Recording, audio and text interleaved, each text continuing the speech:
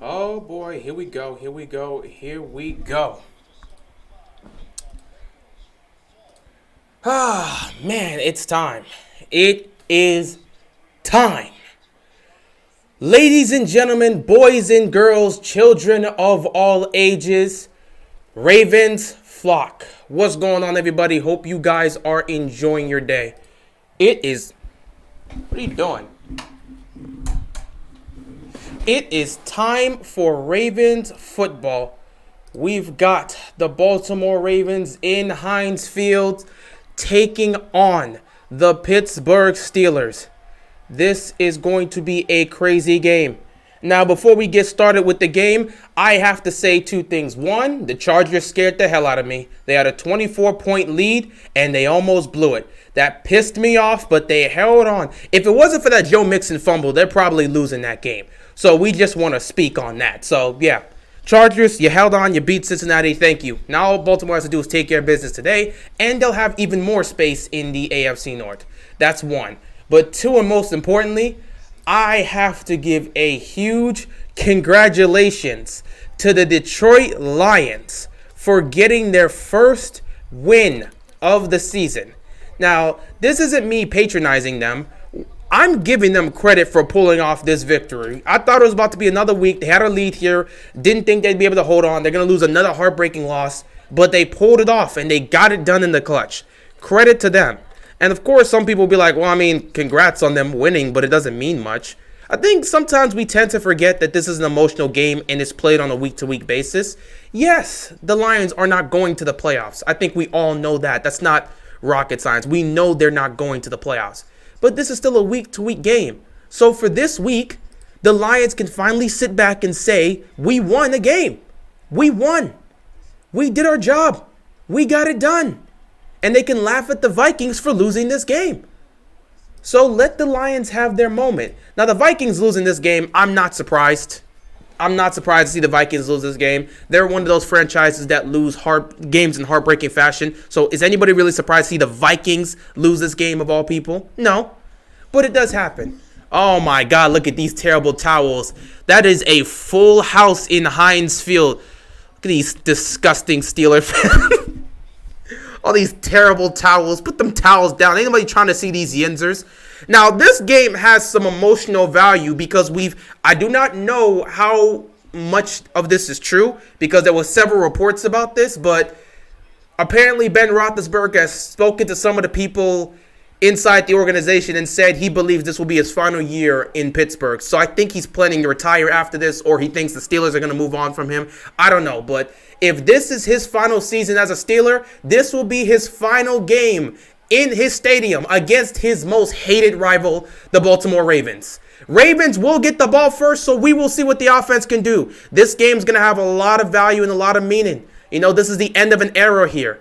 Devin Duvernay getting us to get spot around the 25-yard line. So this game has a lot of meaning here for both the Ravens and the Steelers. What's going on, George? This could be the last time we go up against Ben Roethlisberger on this field. So let's sit back and let's appreciate this moment. Win or lose, let's appreciate this moment, Ravens flock, because this will most likely be the last time we face off against that man, number 7, on this field. So hopefully we can beat him. That'll be nice. But, you know, we'll see. 1st and 10. Lamar just going to dump it off here to Devontae Freeman, and Freeman's going to pick up the first down. Just taking what the defense gives you. Everything's got to be underneath. We don't need to force anything. Take what the defense gives you. Come on, Steelers. We got to win this for Ben. This is going to be a lot. It's going to be a very interesting game, and it's going to mean a lot to Steeler fans if they could somehow manage to get this win on the final time Ben will face off against this team on this field. 1st and 10, they're going to run it with Devontae Freeman. He doesn't get much. What's going on, Muhammad? How you doing? What's going on to everybody in the chat? Is TJ Watt playing? I believe he is active, so he should be playing. I actually haven't spotted him yet. I'm pretty sure he's on the field. I'm so happy the Bengals lost. Yeah, that was a W. That was a W for us. I mean, Chargers almost blew it, man. Man, the Chargers almost blew it. Woo! They almost blew it. It was bad. It was bad, but if, you know, yeah, TJ Watt's on the field. I see him right there. He's on the field. But yeah, Chargers almost blew it. Then Mixon fumbled and everything changed. 2nd and 9. Lamar. He sees the pressure coming. He's going to take off. He's going to run. Turn on the speed. Going to break a tackle. And he's going to pick up the first down. Chargers or Falcons? As who's the better team or what's that? Not exactly sure. Yeah, the Vikings lost that game, man. The Vikings lost that game. So it was crazy. It was crazy. How's my day? It's going good so far. It's definitely going good now that Cincinnati lost. But how's your day, man? Hope everything's going well for you. Is Tyson out? I do not know if he is out. I don't think he is. I assume he's active, but I'm not sure. I haven't checked because I've been busy doing things, getting ready to set up. So I don't know if he's active or not. If he is, we'll see him on the field maybe. 1st and 10 here for the Ravens. Handing the ball off to Devontae Freeman. He's going to try to cut it back to the left. He's going to cut it back again. He's going to pick up a good chunk of yards here. He's going to pick up... the Chargers or Falcons? Got to be the Falcons. The Chargers don't necessarily blow leads like that. They lose in heartbreaking fashion. The Falcons are known to blow leads. The Chargers just lose in heartbreaking fashion. That could be a close game where they have the lead with like 30 seconds left to go and somehow they give up a big play that puts a team into field goal range and they lose on a game-winning field goal kick. That's the type of situation the Chargers deal with. With the Falcons, they just blow double-digit leads. They have made that a mastery. It's just a craft at this point. 2nd and 5 here. They're going to give this to Duvernay, and Duvernay is going to utilize the speed and pick up the first down. A flag is on the play. Is this Campbell's last season? I do not know if it's Calais' last season. I do not know. A legal shift on the offense. Yeah. All right. Well, a legal shift. Can you guys please lose? No. What type of way is that to ask? Why don't you just hope the Steelers win? How you gonna say, can you please lose? Hey, man, I really need this. So can your team please? Oh, Washington score. Washington, please beat the Raiders. After that, it's nothing but NFC East. We can take them. But, like, why are you going to sit there and be like, bro, I really need your team to lose, so can you please lose? How about you hope the Steelers win? This is the NFL. I'm not finna just drop. It's not like it's Madden and I can just drop the sticks. 2nd and 10. Lamar gets it to Andrews, and he cannot hold on to it. It was a little out there, incomplete. 3rd down and long. Now, this is a huge test for Baltimore early on. They have not been good on 3rd and long situations so far this season. That was good coverage right there. How you going to ask if my team can please lose? How about the Steelers win the game? This is the NFL. You're supposed to earn your keep. This isn't Madden where I'm like, oh, you just want me to lose? I'll just put down the sticks. Nah. All right, this is going to be tough. 3rd down and 10 here. We have not been good on converting on 3rd and long situations. So this is easily an early test for Baltimore. We have to see what this offense can put up. They're at midfield here. Here we go. Empty backfield, 3rd and 10. Lamar throws. He gets it to Latavius Murray, and he picks up the first down. Did you see that 3-yard pick six by Brady in the goal line with 22 seconds? I saw that pick six. That was a hell of a play by the defender. That pick six was a hell of a play by the defender. So I got to give them credit for that, man. That was a hell of a play. But, I mean, that was a good play. They tried. I'll give the Falcons credit. They tried, but they just weren't going to beat Tom Brady and the Bucs. But that pick six was nice. Then can the Steelers win so the Patriots have a chance to take the #1 seed? Well, go ask Steelers fans, can their team win? How you going to ask for the Ravens to ask me if my team can lose? That's not how this works. How about you just hope and pray the Steelers are ready to go and they can shut down the Ravens? 1st and 10, Lamar. Holden. The pass was batted down. I thought it got batted in the air. So the pass was batted down? What the? It looked like it got batted in the air for a second. Oh, Adams. Nice. That's a nice bat right there.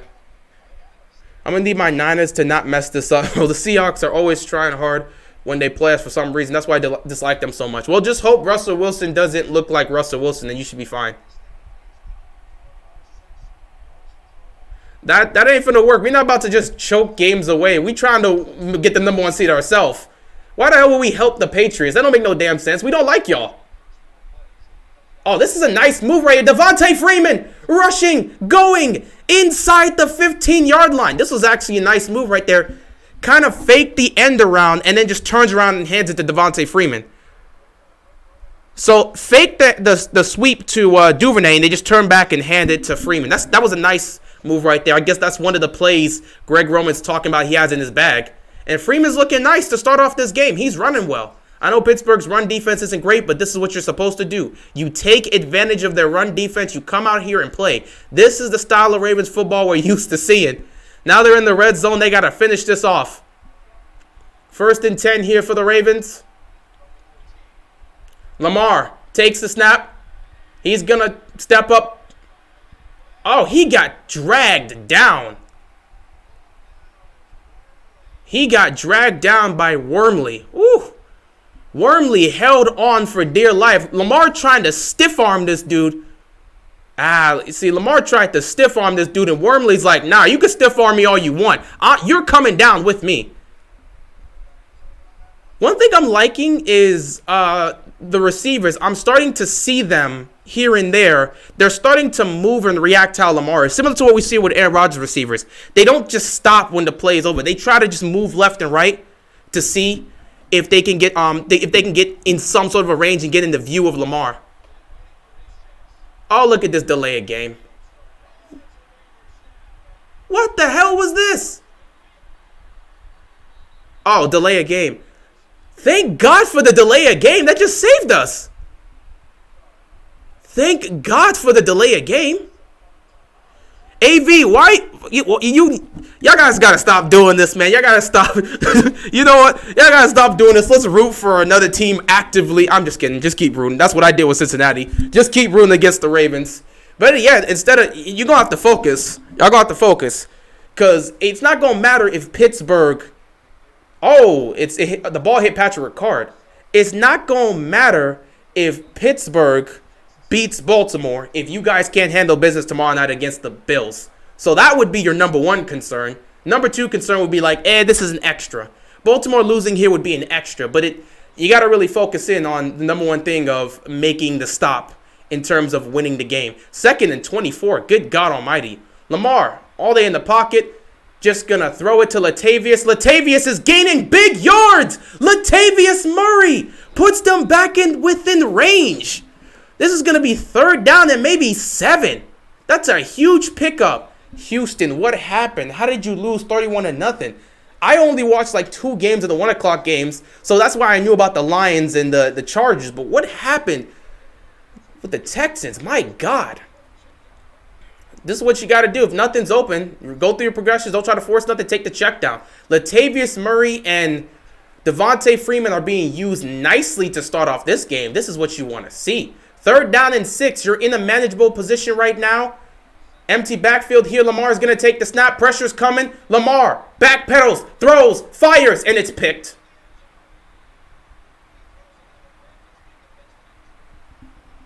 What are you doing, Lamar?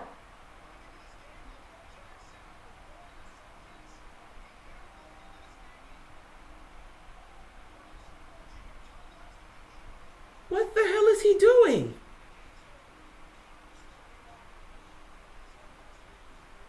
What the hell is he doing? My God, Lamar, come on, bruh. What the hell are you doing? You just threw it up there.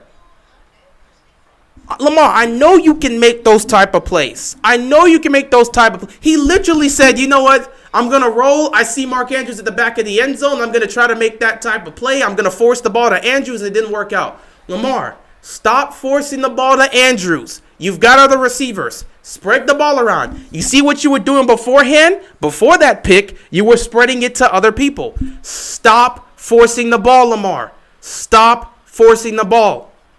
Oh, my goodness. He didn't have to do that. Yeah, Mom, he had no reason to do that. He's just forcing the ball. Lamar thinks this is Madden. Bruh, he really out here looking like this is Madden. I know he can play like a Madden character, but he can't be turning the ball over like this. I mean, this season, he's been a turnover machine right now because he's just making dumb decisions like that. And if you've noticed, go back and look at the picks. Go back and look at his picks. If someone could go back and look at the picks and see how many of those picks happen when targeting Andrews, it'll be really interesting to see how that goes. Yeah, Lamar has been a turnover machine. He's heading for 20 interceptions this year. I mean, he just keeps turning the ball over. There was no reason to force that to happen. Like, he's trying to make... Sometimes Lamar has to be able to calm down and stop trying to always force a play to Andrews or try to force something down the field to get some huge play. No. Take what the defense gives you. There have been plenty of times where Lamar has taken what the defense has given him, and it's worked out. There are plenty of times where the defense just literally gives up some things, and he's just reading the defense and just making the right play. He's not trying to be Superman and force anything. It's week 13, man. I can't have you always play Superman. It's just not going to work out like that. Lamar, you got to get yourself together. Stop trying to force the ball to Andrews. Every time you force the ball to Andrews, defenders are zoning in, and that's what's causing the picks. You've got other receivers. You got Bateman. You got Sammy Watkins. You got Hollywood. You can't be forcing the play like that. You can't. Like, this is just, you can't. You can't play like this. Lamar, you're better than this. You know you're better than this. You can't keep playing like this, dog. You got to get it together. You got to get it together quick. Stop forcing the ball to Andrews. So 1st and 10 here for the Steelers. Now we got to see what the Ravens defense can do, because all of a sudden Lamar wanted to cough the ball up and just throw it up. Just wanted to be like, F it. Andrews down there somewhere.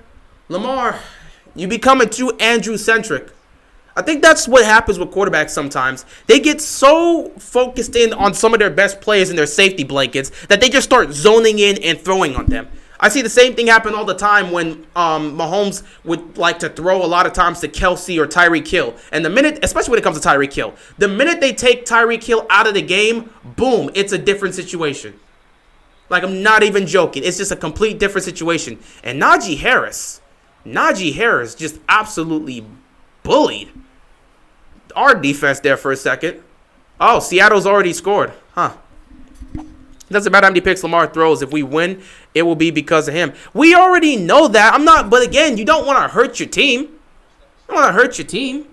It's like, yeah, if we win, it'll be because of him. Obviously, if you win, a good chunk of the credit is going to go to the quarterback unless he played so garbage that the defense had to carry him. But you can't be sitting back and hurting your team and turning the ball over. I've never been a fan of stats, so I don't really care about the stats as long as you win. So I don't really care about what Lamar's stats are on the season. When his stats were looking superb, nobody really cared. I just really don't care about the quarterback stats. I really care about wins and impact to the game. That's just it. I only care about wins and impact in the game. Because at the end of the day, for as much as people praise Mahomes, go back and look at his Super Bowl stats. They're not pretty. But in one of those games, despite it being terrible and atrocious and one of the lowest we've ever seen in league history, he made the plays he needed to make on offense to get them where they needed to get to score and win that game. I don't care about stats. It's about winning the game. Tom Brady had over 500 yards passing in the Super Bowl and lost. I don't care about stats. I care about wins. But the one thing I don't accept is turnovers, because that directly hurts your team. If you're not passing yards and all this other stuff, I don't care about that. But turnovers directly hurt your team, especially because it puts your defense on the short field or it puts them out there when they don't have that much rest. Yeah, I already know about the Lions getting a W. I congratulated them at the beginning of the stream. I said good on them for getting that. Is Najee hurt? I don't think he's hurt. There's somebody hurt, but I'm not exactly sure. I saw one of the players down, but I'm not sure who it was. But yeah, Lamar can't keep forcing the ball like that. The minute I saw him backing up, I'm sitting there thinking to myself, please don't throw this to the middle of the field, because I know that's where Andrews is. And I said if he throws it there, he's going to get picked off. And that's exactly what happened. Oh, the left tackle's hurt? Oh, God, another player lost in this terrible season for the AFC North. Cincinnati lost like a couple players in their game against the Chargers. We already know it may be a couple players that may be lost in this game. It's going to be rough. But yeah, I just need Lamar to I just need Lamar to stop trying to force everything to Andrews. Like, stop forcing everything to Andrews. It's as simple as that. What happened to the AFC North? Everybody's injured. It's like, what happened to the AFC North? Well, Baltimore lost pretty much half their team, or half their starters. Baltimore lost half their starters. Pittsburgh's lost a crap ton of starters, and both teams continue to lose starters. Cleveland's lost a lot of starters, and Baker's beaten to hell. And Cincinnati's losing starters, but they're still Cincinnati. That's what's happened to the AFC North. Nobody's healthy. Oh, look, the Ravens defense makes a stop. The Ravens defense makes a stop, fourth down. They force a 3 and out. Let's get this ball back to the offense. Lamar keeps throwing stuff to Mark Andrews because that is his blanket. That is his safety blanket. Mark Andrews is his safety blanket. And they have such a trust that allows them to do that. But here's the problem. Everybody else knows you're going to Andrews. So if you don't mix it up and look for your other guys that you have and you were utilizing throughout the first half of the season, you're not going to do anything. Because if you looked at how he was playing through September and October, he was spreading the ball around. He was utilizing his other receivers, and everybody was eating. Then you get to the month of November, and you're looking at Lamar, and all of a sudden he's forcing the ball a lot to Andrews, and it's just not working out. Stop forcing the ball to Andrews. You have other receivers, Lamar. What you were doing up until that pick was exactly what you needed to do. You were utilized. You were taking what the defense gives you, throwing checkdowns here and there, moving the ball around. That's what you need to do. That's what you need to do. I don't think Bateman is a good fit for this Ravens offense. I don't even know what to make of this Ravens offense because they don't like to utilize the talent that they have, especially in the pass game. It don't matter that the schemes have improved. They're not utilizing their receivers. And as long as you don't utilize your receivers, it's going to be a problem. Oh, Dark Magician, what's up, girl? How you doing, man? It's been a while. You cheering your Ravens and me cheering my Steelers on your live stream. I'm going to enjoy this. Oh, it's going to be fun. It's going to be fun. But yeah, the Ravens don't like to utilize their receivers.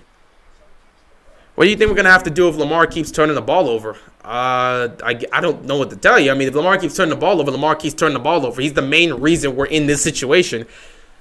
I guess somebody's got to talk to Lamar or something's got to change in the scheme or something. I don't know.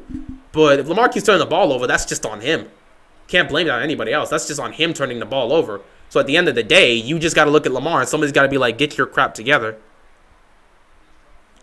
I don't know why I keep saying magician. Sometimes, I don't know. Sometimes I see it as a G as opposed to it's musician. But sometimes I see it as a G.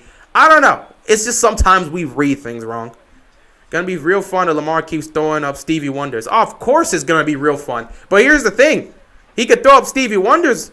But if the Steelers don't do anything with it, then is it going to matter? Are we going to have another Cleveland Ravens game where Baltimore keeps turning the ball over but Pittsburgh doesn't do anything with it? It's going to come down to that. 2nd 11, Lamar goes to Andrews and he just drops it. I mean, he just drops it. All right, not even surprised really to see the Ravens offense struggling. It's the same thing every week. I mean, what else is new? Andrews drops that one. That was a first down right there. And now you're in another 3rd and long situation. You know, a situation you guys usually don't do well with. Something's got to change, man. Lamar's got to step up and play better. He's got to improve. Something's got to improve. But, you know, it is what it is. We're the second worst in the NFL in converting 3rd down and longs. Pittsburgh is about to blitz. And we don't have the guys. He's going to quick toss it to Hollywood, but nothing's going to happen with that. Just punt the football. There's nothing going on here. This Baltimore offense is terrible. It is terrible. On 3rd and long, you're going to throw a screen that you didn't even set up. You didn't even set up a screen. Who was blocking for Hollywood? Oh, my goodness. Ooh. We are in for it. Well, Heineke's doing well in taking down the Raiders, so I'm liking that. But other than that, man, this Ravens offense is something disgusting. Like, something's got to change. The way they play football is just, it gives you a migraine. It really just gives you a migraine to watch them play. I kid you not. Like, this is why everyone looks at the AFC North. The AFC North, it don't matter what the records are in the AFC North. They look like a joke. I don't know who's going to the Super Bowl, but you can put money on it right now that none of the teams that advance in the playoffs in the AFC North is going the distance to the Super Bowl. It's just a nasty to watch this team. I mean, we talk about Pittsburgh's offense being bad. Pittsburgh's offense is bad because, you know, Ben's not really throwing the ball down the field the way he was in previous years. Obviously, he's reached that age, and they've lost guys. Cleveland's offense, they got to get it together, but the Ravens' offense is just, it's tough to watch, okay? The Ravens offense does not have that much talent. They don't have much talent, but the talent they have, they don't utilize. Bateman is right there to be utilized, but we don't utilize him.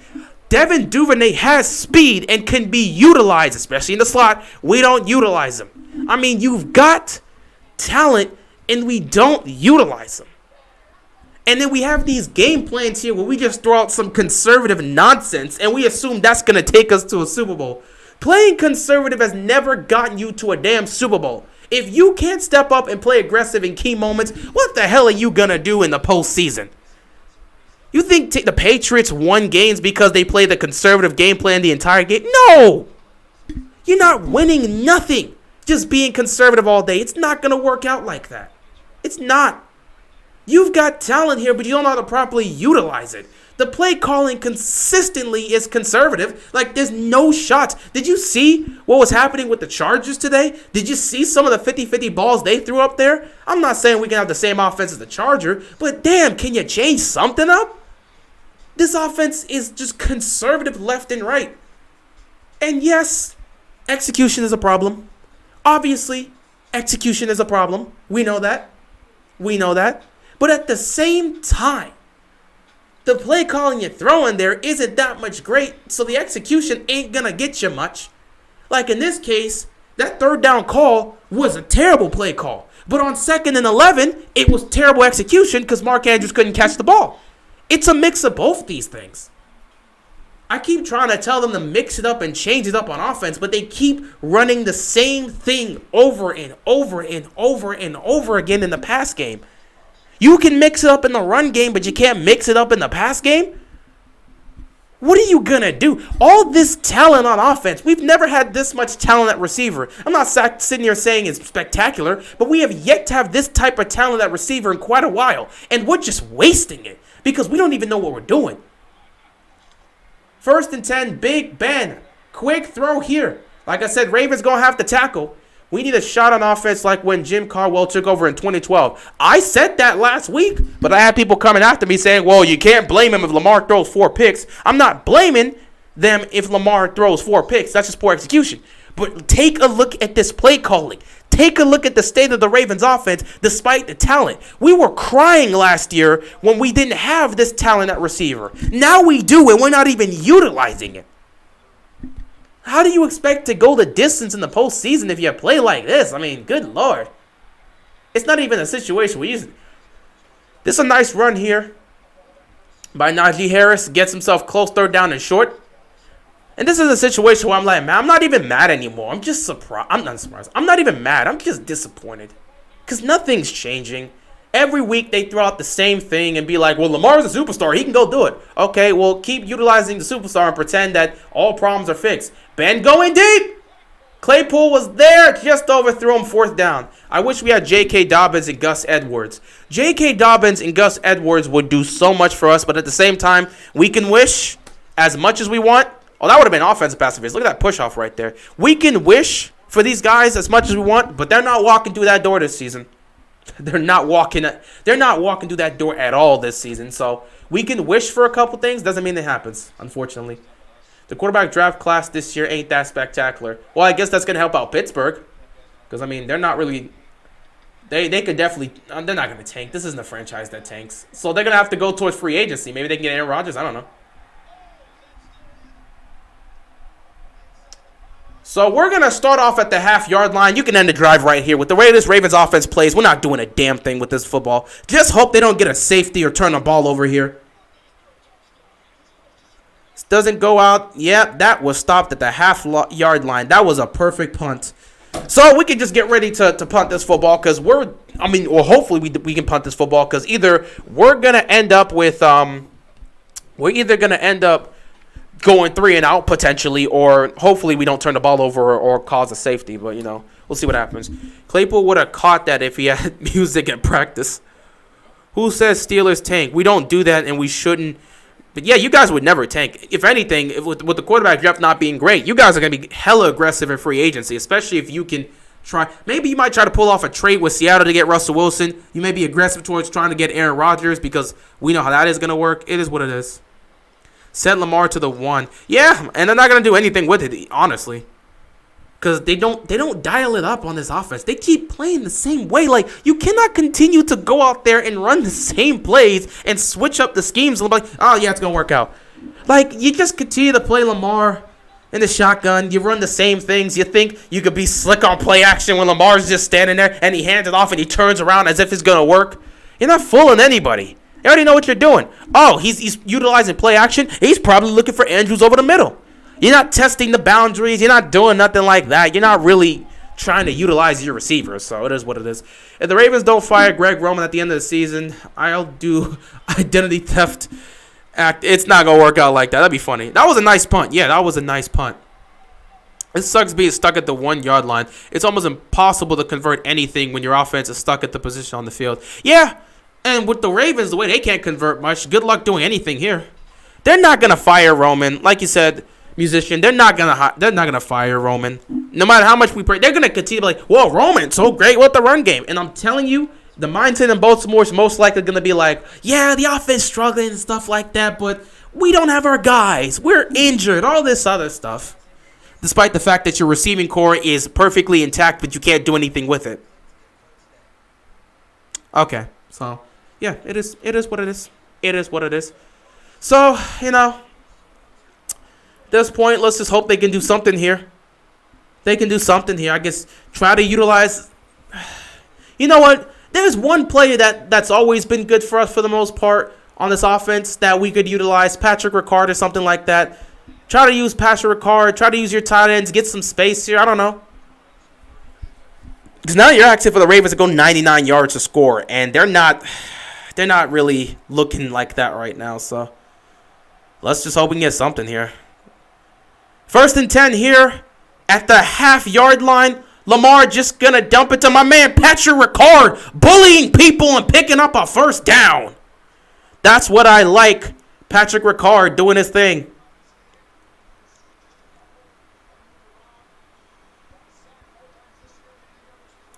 Also, I always love what the Ravens like to try to go 5 wide. It's always funny. It's always interesting. Like, let's just go 5 wide. Everything will work out for us. Like, when we really want to try to amp up something on offense, we're going to go 5 wide, and it's going to work. No, that hasn't worked at all this season. You keep trying to run the same things in hopes of something working out. It hasn't worked. Oh, he didn't pick up the first down. They marked him short. All right. 2nd and 1. Devontae Freeman picks up the first down. So we're going to have to go for. Do you think if we were fully healthy, we would be undefeated? That's a questionable call. I mean, well, does that mean the passing game or the play caller for the passing game would be better? I don't know. I mean, if you had J.K. Dobbins, if we're fully healthy, who knows how we play. But I wouldn't say we'd be undefeated. I think we would have at least 1 loss, but I don't know. So I've been annoyed with this Pittsburgh defense for the last few weeks. Yeah, the way you guys played against Cincinnati was unacceptable. Well, at least you're playing better against Baltimore because Baltimore's offense is ugh. Cincinnati has an offense. We have what we have here. And we just want to keep, assuming, Lamar will just save us every day. That's just what we do. Lamar will just save us. 1st and 10, Lamar is going to hold on to the ball, and he's going to pick up a couple yards. He trips up on himself. He probably could have picked up more. But it is what it is. I mean, what else is new with this team?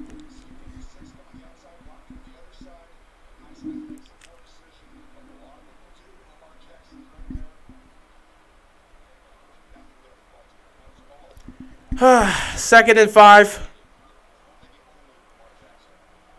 Oh, this offense is really rough to watch. This offense is incredibly rough to watch. 2nd down and 5 here for the Ravens. Lamar, empty set here. Looking. He's going to get swallowed up. Look at this. TJ just sacks him. Oh, God. I don't think they've benched Lamar in a long time. Benching Lamar isn't going to do much. It doesn't help the team out. You bench your superstar quarterback. That's not going to work out. Even if your superstar quarterback's playing terrible, what you want to do, put in somebody that's not... Like, you can put in Huntley. What's the difference? What's going to be the difference there? How is Huntley going to improve the game? We saw it happen in Chicago. It's not going to make that much of a difference. It's the offense as a whole. Benching your quarterback isn't going to solve the problems you see with your offensive line or with the play calling. It's not going to happen like that. But TJ Watt got to Lamar and tripped him up. 3rd down and 7 here for the Ravens. Can they convert and keep this drive alive? Who the hell knows? Lamar, empty set here. He's looking. He's going to just toss it to Mark Andrews, his safety blanket, and Andrews is going to pick up the first down. That's pretty much what they do. With Lamar not playing good, would they bench him? No, you don't bench your star quarterback. That's just not what you're going to do. If you want to lose games, why not bench your star quarterback and see how that works out? You don't bench your star quarterback and assume you're just going to win the game like that. Especially with the way the team as a whole is struggling, you're not going to do that. People would really look at John Harbaugh and this coaching staff side-eye if they would have benched Lamar. Because it's like, that's really what you just have on your offense for the most part. And you're going to bench him? First down here, going to hand it to Latavius Murray. He's going to pick up a couple yards. Second down for the Ravens. We're getting ready to end this first quarter. Once again, we're going to go a first quarter where we just don't do much on offense at all. Hi, this offense is it's truly a problem. Truly a problem.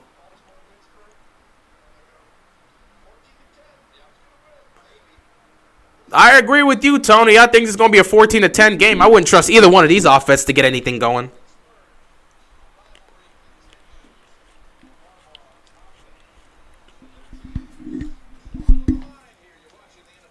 Offense is a problem too. Yeah, but at least you have an excuse. You have an old Ben Roethlisberger.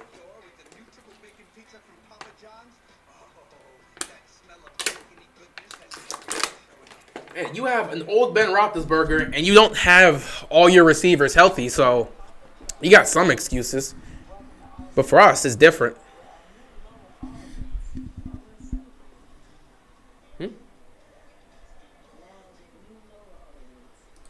Either way, it's just been a problem all around. So we just hope that this offense can get themselves together soon, because we can't keep having them play like this. Chargers came up with a win against the Bengals, but I'm still going to be cautious with the Chargers. I'd be cautious with the Chargers as well. I could imagine Najee with a good O-line. Oh, that'd be fun. It'd be fun. Him with a good O-line would be nice. But yeah, Jimmy G throwing picks. Good job. Good job. Good job. You know, Garoppolo hasn't been that bad for the Niners. I'm not going to say they've won because of him. They've won with him, but not because of him. Offense playing decent right now. I mean, it's playing as well as it's usually played. It's nothing spectacular, but it's surviving. Is Roman the biggest problem with the Ravens? I wouldn't say that. I think Roman definitely deserves to get a big part of the I'm not going to say the big part. I definitely think Roman deserves to get some of that damage and some of that play right there in terms of blame. But at the same time, it's like, can't say Greg Roman's the only problem, because this team fails to execute a lot of times offensively, and that's a problem. Y'all know it was messed up. Let me see if I can just unplug this.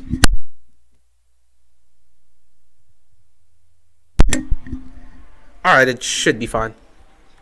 Next year, 100%, we are getting a new O-line. I hope so. I hope so. It's really crazy that the Lions beat the Vikings. Not really crazy. It's any given Sunday, for one. And two, the Vikings are known for having a lot of heartbreaking losses. Nothing's new. That's what the franchise has gone through pretty much their entire existence.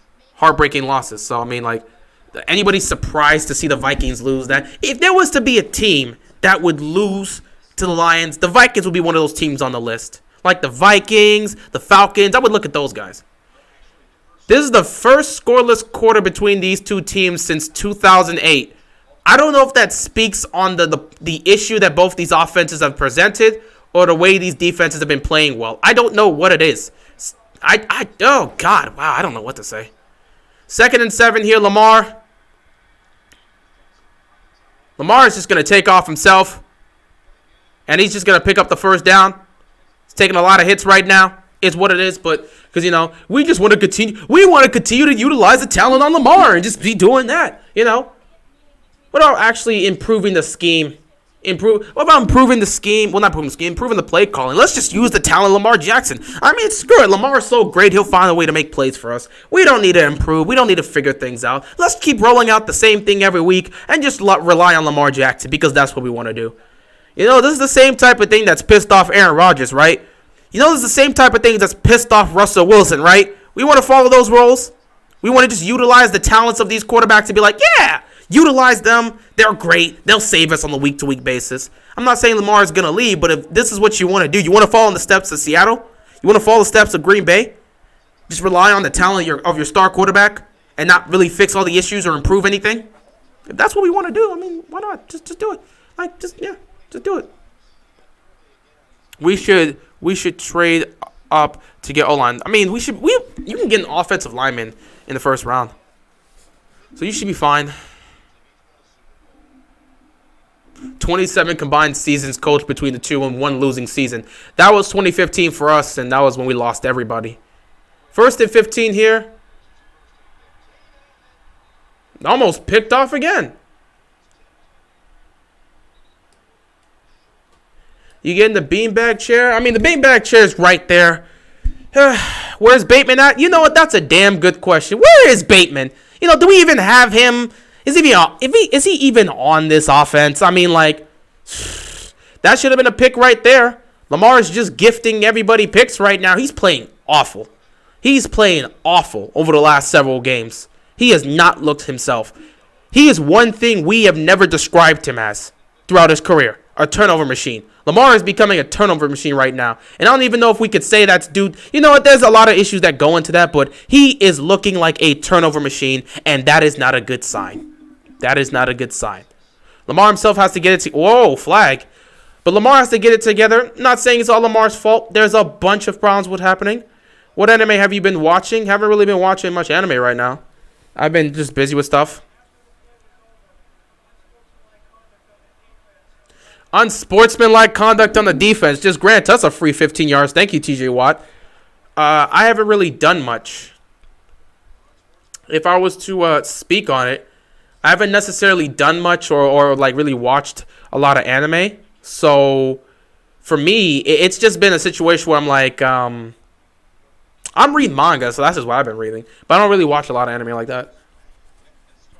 I just keep up with my regular manga, like the 2 stuff that's on my wall. I keep up with that. First down here for the Ravens.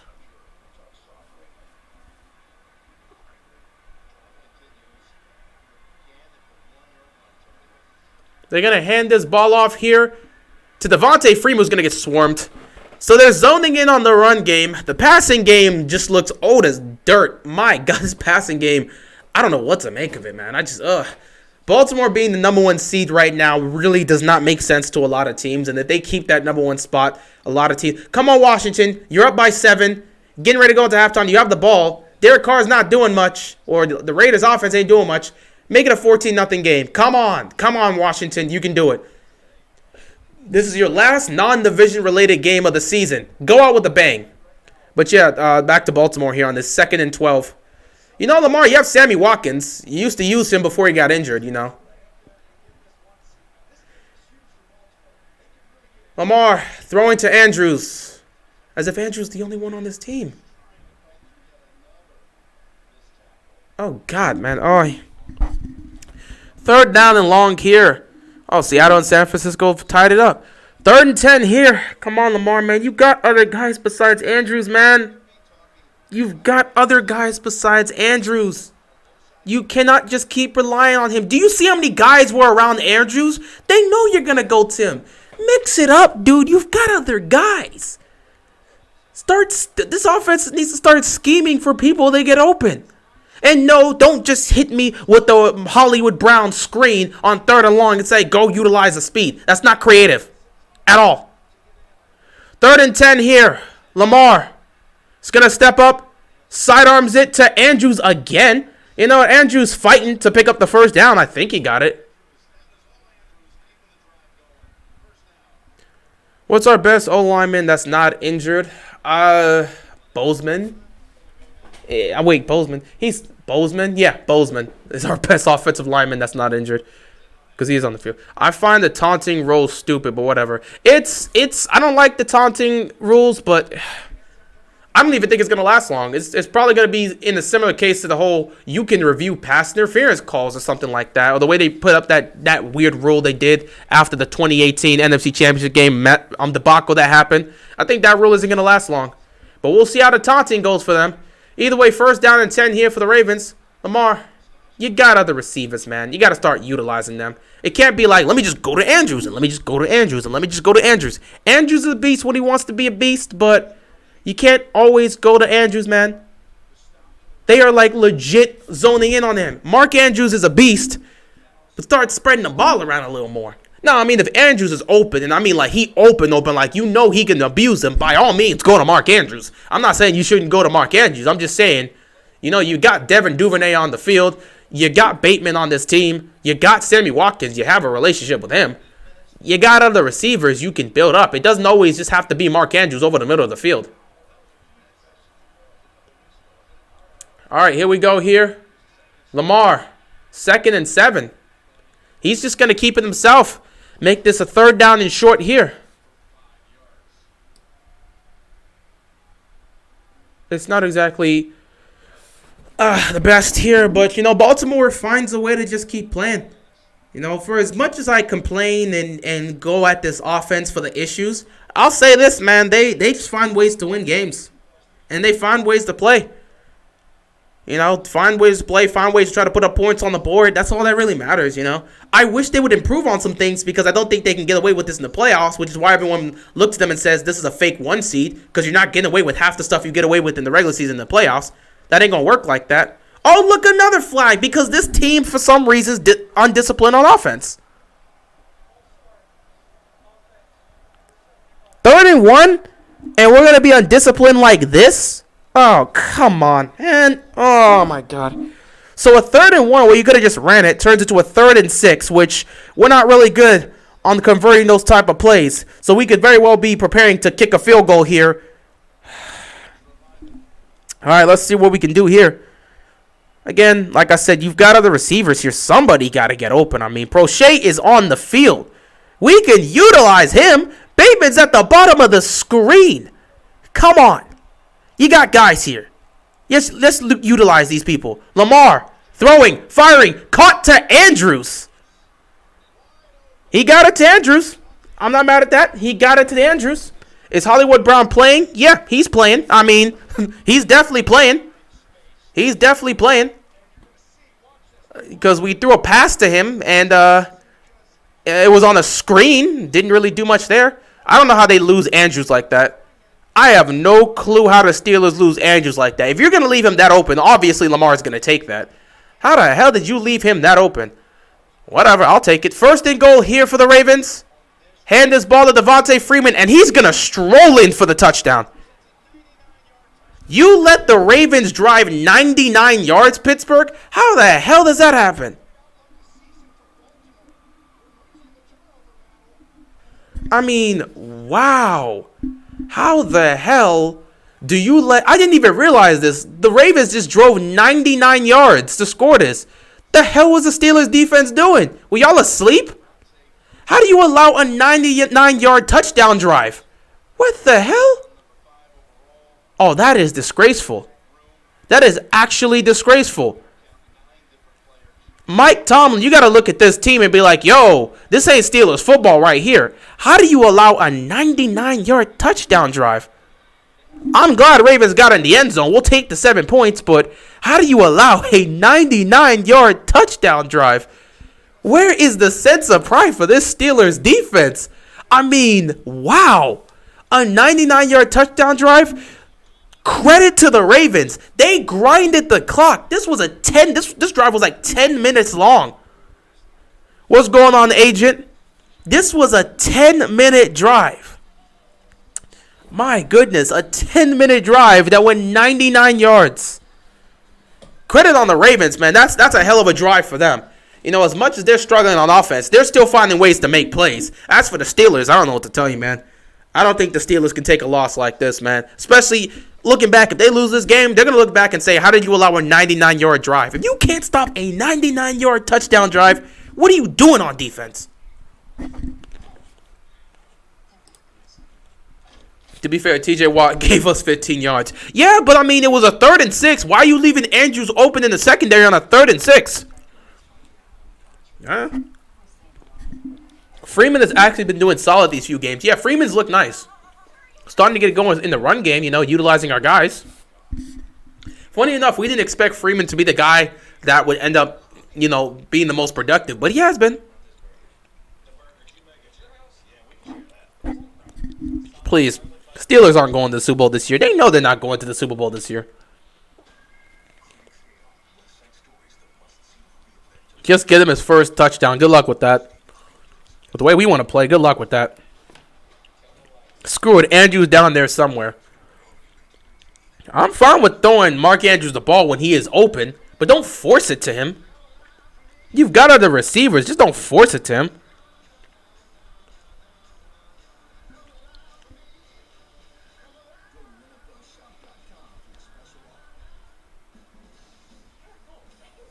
Let me actually look at some of these. Let's see how some of these other games went here. Longest drive in Ravens versus Steelers history. Really, oh yeah, I don't think we ever gone to 99 yet. The longest was 96. I remember that. It was a 96-yard drive. It was funny.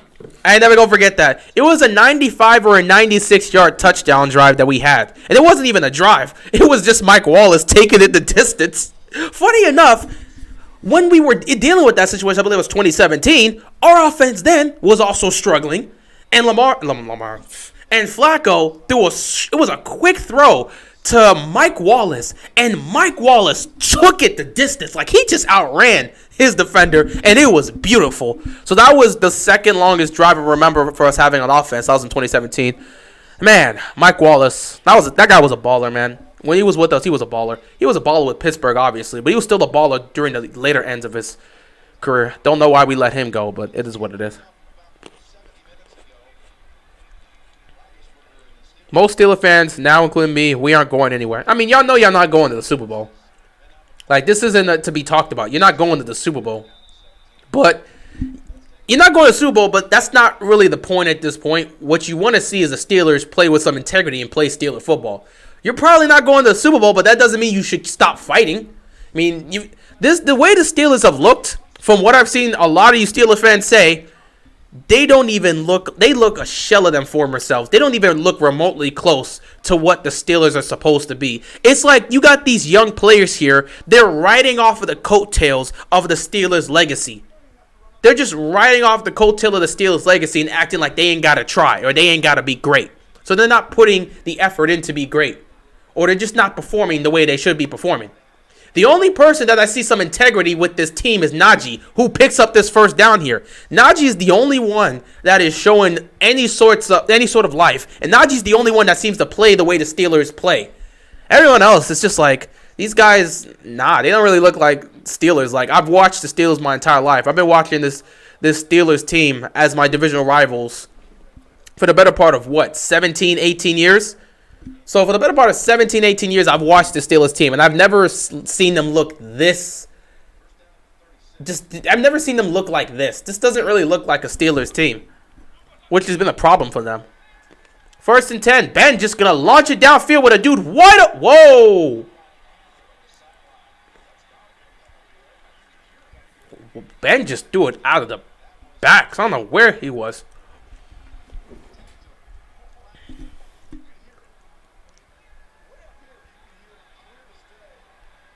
Oh, that was rough. Surprised no flag was pulled up.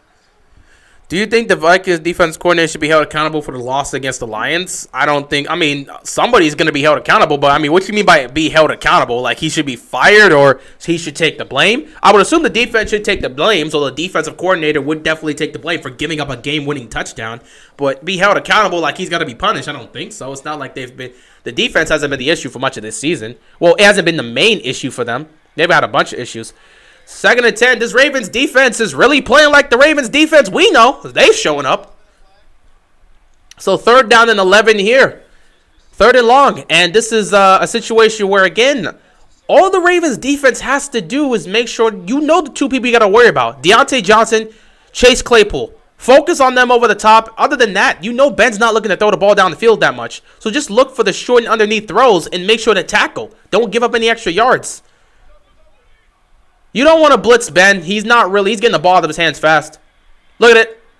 Again, look at it. Make the tackles. That's all you need to do. Ben is going to throw the ball short and underneath, and you're just going to have to make the tackle. Now, here's the thing. I'm surprised they didn't call a flag here on Chuck Clark, because that should be unnecessary roughness right there.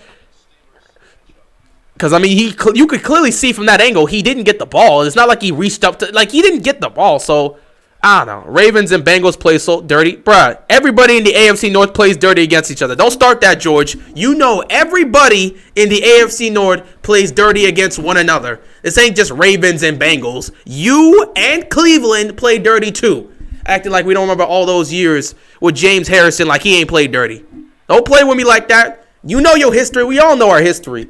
We got some dirty plays here and there from all of us in the AFC North.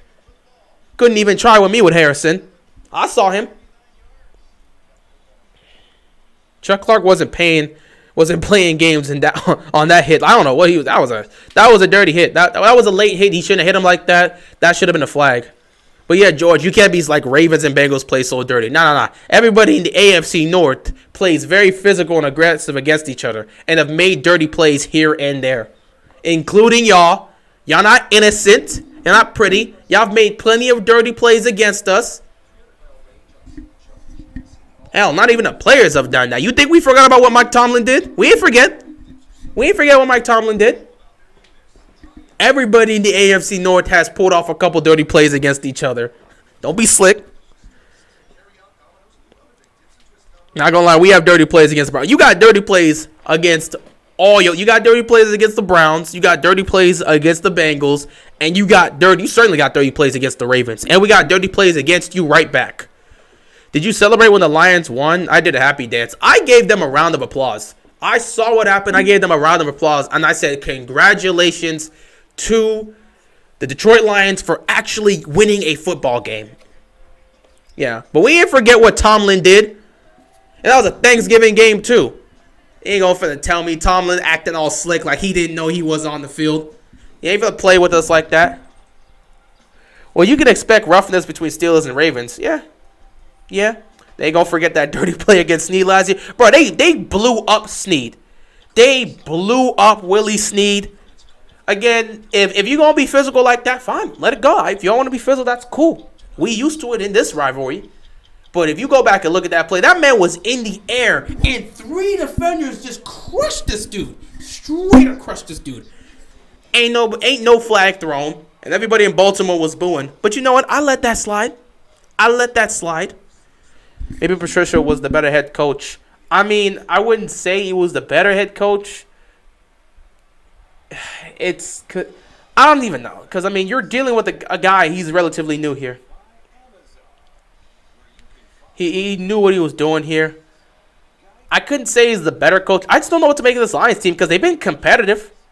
This Lions team's been competitive. And there are plenty of games they should have won, but they lost. I mean, for God's sakes, they could have beat the Ravens, but Justin Tucker hit the greatest field goal in NFL history. How can you blame them for losing that game if Tucker's going to hit a 66-yard field goal? It just happens. It is what it is. Ravens offense back on the field after a 99-yard touchdown. They are dominating time of possession 18 minutes to 5 minutes.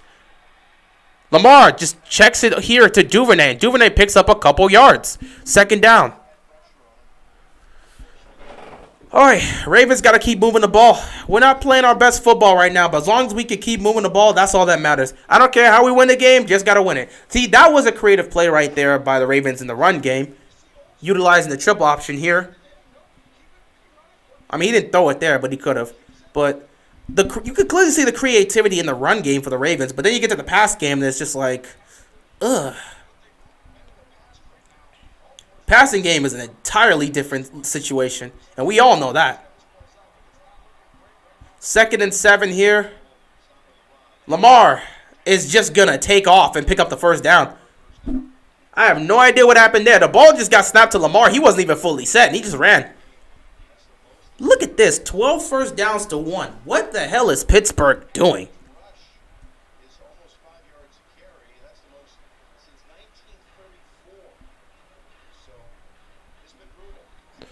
So 1st and 10 here for the Ravens. I have no idea what Pittsburgh is doing right now. They're not looking so great. They are not looking so great. Especially offensively. They can't get anything going. But 1st and 10, here we go. Lamar is handing the ball off to Devontae Freeman, trying to get the edge, and he picks up a good chunk of yards. So the running game's been there. Lamar is just turning into mobile Alex Smith. that throws too many picks. First of all, Lamar's got to get himself together. That's all I can say. Lamar's got to get himself together. He can't keep turning the ball over the way he is. Lamar is better than that. He knows he's better than that. I don't know what this man has to do to get himself together, but he knows what he has to do to get himself together. Figure it out, Lamar. Can't keep turning the ball over like this. Oh, wow. Just had to fix this, I guess. 2nd and 4 here for the Ravens. He tosses it here to, Devontae Freeman. You don't get nothing out of that. You don't really get much out of that. I ain't gonna lie. You ain't get nothing from that. What's the flag for?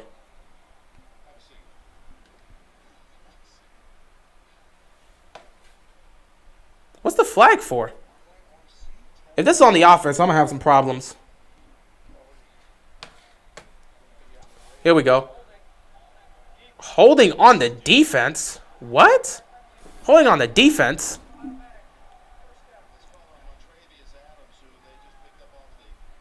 All right, that gives the Ravens a first down here. Well, the Ravens continue to move the ball, and the defense of the Steelers continue to they continue to cause penalties. I don't know what to tell you.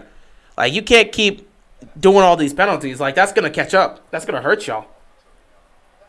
Unsurprisingly, Baltimore has more penalties than Pittsburgh. Pittsburgh's really only had one penalty that hurt them on the last drive, which ended up in the touchdown, and then the penalty here. 1st and 10, trying to go deep. Lamar, you had time this time. Lamar, oh, my God. That's 3 sacks already. Lamar is one of the most sacked quarterbacks I've seen. One of the most sacked quarterbacks in the league. I mean, this dude at this point is getting sacked to Watson levels. Like, remember when Watson was getting sacked left and right? You getting sacked all over the damn place. Holy crap. There's nobody open. There's nobody open. There's nobody to throw to there.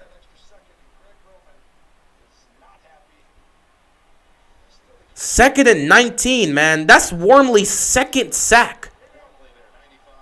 And we're going to go with an empty set because we think that's going to get this offense going, right? Lamar throws to Hollywood, who's open, and Hollywood's going to split the 2 defenders, pick up a couple extra yards. It's about to be 3rd and long here. So I think they maybe picked up 9 on that one. It's going to be 3rd and, they picked up 10. So 3rd down and 9 here. They're doing nothing but pressuring Lamar. Until the Ravens can figure out this blitz situation, they're going to be in trouble. I keep telling you, how about you try and roll Lamar out to get him some extra space? No, we don't want to do that. Let's just have Lamar stand in the pocket and deal with pressure left and right. That's smart. 3rd down and 9 here. And Trey Matthew Stafford and Jared Goff sucks. I mean, you already knew Goff wasn't going to be great. Here we go, 3rd and 9. Pressure's coming again. Lamar stands on his feet. He starts to try to take off, and of course they're going to stop him. Punt the football. Can you imagine rolling out and actually getting some space for your quarterback to try to look down the field? Not only how that would buy more time. Look at Lamar running for his life. What else is new? This is going to be the death of the Ravens in the postseason. I'm telling you, 4 sacks? 4 sacks in the first half. 4 sacks. 4 sacks in the first half. This offense is a 4 sacks. Yo, 4 sacks. Luffy, you seeing this, man? 4 sacks. What is this? 4 sacks? Holy crap. Can you do something other than just snapping the ball with Lamar? You keep trying to do the same thing as if it's going to work. You initiating play action from the shotgun as if it's going to work. It's the same thing every time. Ain't nothing changed. Ain't nothing changed. Ain't nothing changed. In the run game, it's 1 or 2 things for the Ravens in the run game. Sometimes they'll get creative, but at the same time with the run game, it's 1 or 2 things. The ball gets snapped, and Lamar proceeds to just hand it like this. Or Lamar gets it and turns and hands it like this. That's just it. In the passing game, it's either Lamar just taking a snap, looking to fire over the middle, or in play action, it's just you get the ball here. Oh, ball snapped. Let me turn around and let me start looking. It's not going to work. It's not going to work. Switch something up. What is wrong with having Lamar take the ball under center? What's wrong with having Lamar take the ball under center and rolling him out? What's wrong with rolling him out? Why are we keeping him here in the shotgun and be like, all right, initiate play action from here. Okay. And bam, sack. Every time. Or every time he gets the ball. Ooh, play action. All of a sudden, oh, pressure. Now I got to start scrambling. I got to start scrambling left. I got to start scrambling right. Can you do something different? Roll this man out. Give him some space. Did you see what the Chargers were doing with Herbert? Did you see the 50-50 balls he was able to heave down the field because he had time to throw? Stop initiating play action from the shotgun. Stop keeping Lamar in the shotgun every single down. Move him around. My God. It's the same thing with these guys every single week. They don't make changes. They don't make improvements. It's the same thing. To be fair, Lamar's 2 worst games as a professional were against the Steelers. Obviously it was. What's going on, buyers? How you doing? This offensive line is getting him killed. What else is new? What else is new? Hi. We got to score here. Then we got to get the ball in the to start the second half to have a chance to take the lead. That's pretty much how it has to work for you guys. Our O-line needs to protect Lamar Jackson. It's not Lamar Jackson's fault. Sometimes the O-line needs to protect Lamar. Other times, Lamar's holding on to the ball too much. It's a shared thing. Offensive line definitely needs to protect Lamar, but at the same time, there are plenty of cases where Lamar is holding on to the ball too long, and they'll come after him.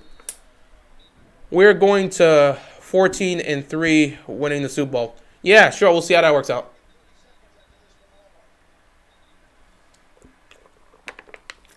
Oh boy, we already starting to fight. Classic AFC North battle.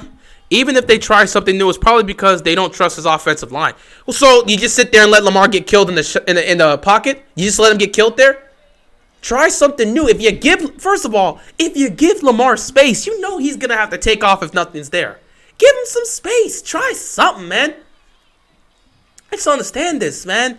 You just want to keep Lamar in the pocket and have him get killed?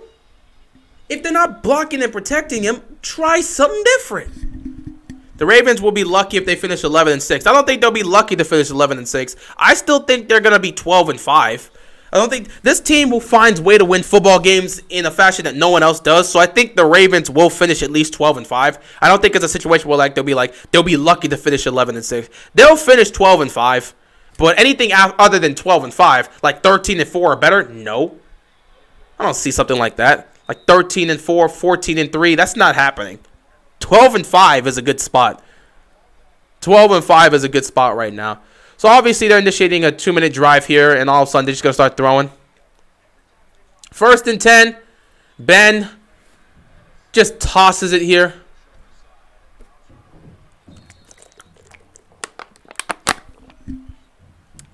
Second down here for the Steelers. They're just letting this clock run.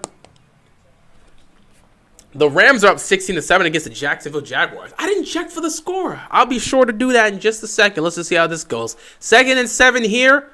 Ben tosses over the middle. And look at them just picking up yards. And look at this huge gain. Getting up to near midfield.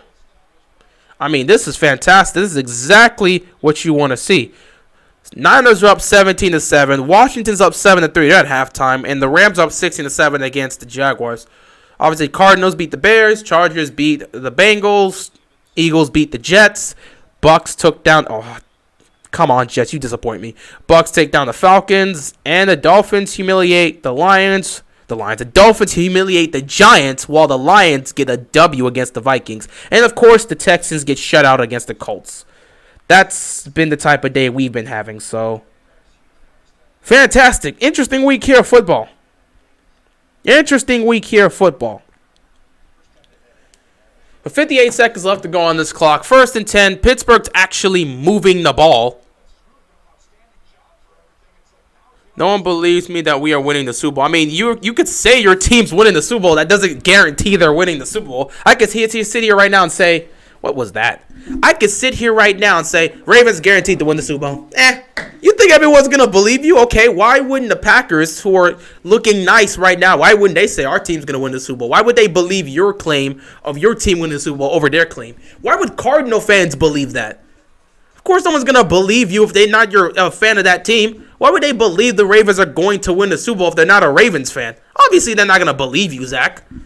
If I'm a Packers fan and I'm looking at what the Packers are doing, I'm not going to sit there and agree with your statement of the Ravens winning the Super Bowl. Especially if I'm a Cardinals fan with the way the Cardinals are playing, with Kyler being back and DeAndre Hopkins being back. Why would I agree with a Ravens fan saying they're going to win the Super Bowl? That don't make sense to me. Hell, if I'm a Chiefs fan right now with the way Kansas City's been getting it together, why would I believe in a Ravens fan saying their team's going to win the Super Bowl? Of course that's how they're going to react. Ain't nobody going to believe what you say unless they're a Ravens fan. Now, if you're speaking to Ravens fans and they say they don't believe you, that's a different story. They're Ravens fans. But if they're not a Ravens fans, they ain't going to believe you. All my predictions were right for Week 13 except Lions. One Piece and Raven is my kind of guy. I appreciate that, George. Obviously, you see the straw hats in the background just chilling. I need to get a different poster because I need one with Jinbei. I need one with Jinbei to add because we know he's the latest straw hat. And depending on how Wano ends, I might need another one with Yamato in it, but that's a different situation. But yeah, I just have that for now. I think I'm also going to get the bounties. I'm also trying to get the bounties for each straw hat. Don't know if I'm going to post them in this room. If I was to get the bounties, I might take this post and move it somewhere else and just have like the One Piece bounties here. But I don't know. Because I think I'll get the Strat bounties and then like the Emperors and stuff like that. I don't know. But you appreciate that, George. You are always welcomed on the channel, fellow One Piece fan. But what was I saying? Yeah, of course they're not going to believe they can't beat Goku, though. Yeah, because Goku was made to beat everybody. That's like saying, oh, you're not going to beat Superman. Yeah, Superman's damn near God. And Goku is literally here to just beat everybody else. Oh, I mean, well, Goku could be, yeah, because Goku faces off against gods and stuff. Goku was a character that was made to surpass his limits and beyond that. Of course he's not going to be, not to mention he's not even from this planet. So a guy that's a Saiyan that has this freaking Zenkai boost where he can get stronger after almost dying, of course you're not going to beat him. He's Goku. That's his character style. That's how it's supposed to work. It's like Saitama. Saitama's not supposed to lose, and he's not gonna lose. That's his character. 1st and 10 here for the Steelers. This is a big drive for them. Look at them just taking the short and underneath like they're supposed to. Superman built different. Yeah, Superman built different because Superman gets his power from the sun, which is cheap. Superman would destroy Batman. Batman with prep time would have enough to beat Superman, which is usually how that battle goes. If it's straight head-to-head, obviously Superman will torch Batman, but Batman with prep time is going to get himself so many different kryptonite weapons, it's not going to be funny. 2nd and 5 here for the Steelers. Gotta hope this defense can make a stop somewhere. Good God almighty, you can't let them score here. This game is ugly. It's been ugly watching the Ravens football, but again, if you've been watching them for this long, you're used to it. Look at Deontay Johnson catch that ball and get them into field goal range. What else is new? Again, watching this Ravens offense is ugly, but if you've been a Ravens fan a long time, you're not really surprised to see the Ravens offense playing ugly. Because that's usually how we've played our entire existence, which is why we're like, just find ways to win. We're going back to that old mentality of just find ways to win. I don't care how ugly the offense looks. Just find ways to win. The offense is playing the way they are, man. Oof. Also, at some point, we knew the Steelers were going to find a way to put it together on a drive. Unfortunately, it's happening just before the 2-minute warning. So, all you can just hope is that the Steelers don't score a touchdown here. Because if they do, it's going to really suck for the Ravens because the Steelers get the ball coming out of halftime. But, I mean, this is what it is. What else is new? I mean, just ruin my day. Just ruin my day. How the Steelers tie this up, and it's going to be the worst thing to happen. 1st and 10 here for the Steelers. They're at the Ravens' 35-yard line because Ravens defense all of a sudden gave up one of those drives, which I don't blame them. They've been playing great defense so far. Ben is going deep. He's got Deontay Johnson. It's a touchdown. He dropped it. That was 6. Deontay Johnson dropped a touchdown pass. Oh, my God. He beat his man. He beat Anthony Averett and had himself a touchdown, but because he can't catch a football for some reason, which is not true, he's been great at holding on to the football this year, but for some reason, he had to have his woes today against the Ravens. What was that? That was a beautiful throw by Ben Roethlisberger, one of the 5 throws he can throw a game downfield, and Deontay Johnson just ruined that one. We should be tied right now. How did you... Okay, you know, I'm not even a Steelers fan. I'm not mad. 2nd and 10. Ben. Pressure coming. He pump fakes. And he just throws out of bounds. Woo. Ravens solo all of One Piece verse. No, they wouldn't. The way they're playing, look at their teamwork right now. They ain't soloing the Straw Hats. The Straw Hats have that. They have their teamwork down to a T. 3rd down and 10 here. Hopefully we don't give up a big play. Hopefully we force a big play to happen. I don't know. Just don't give up a touchdown. You almost gave one up here on 1st down. Let's not give up a touchdown here and let this game go tied. 37 seconds left on the clock here. 3rd and 10. They're still at the Ravens' 35-yard line. Here we go. Are they sending pressure? Baltimore sending pressure.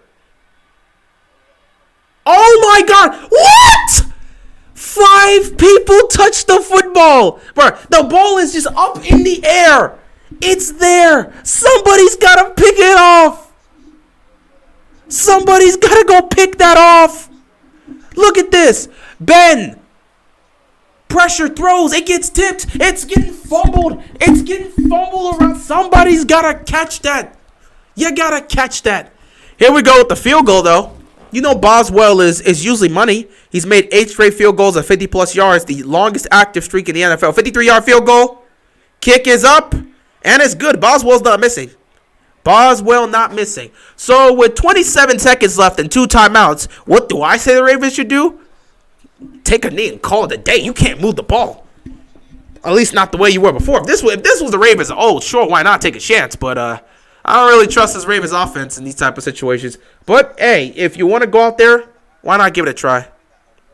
The 2019 Kansas City Chiefs were Luffy versus Lucci personified. You're not wrong. You're not wrong. I mean, they throw some punches. There'll be moments where, they just throw some punches, but then somebody will come out with something new. That fight was goated, but, just bust out the jet Gatling and they just pulled off.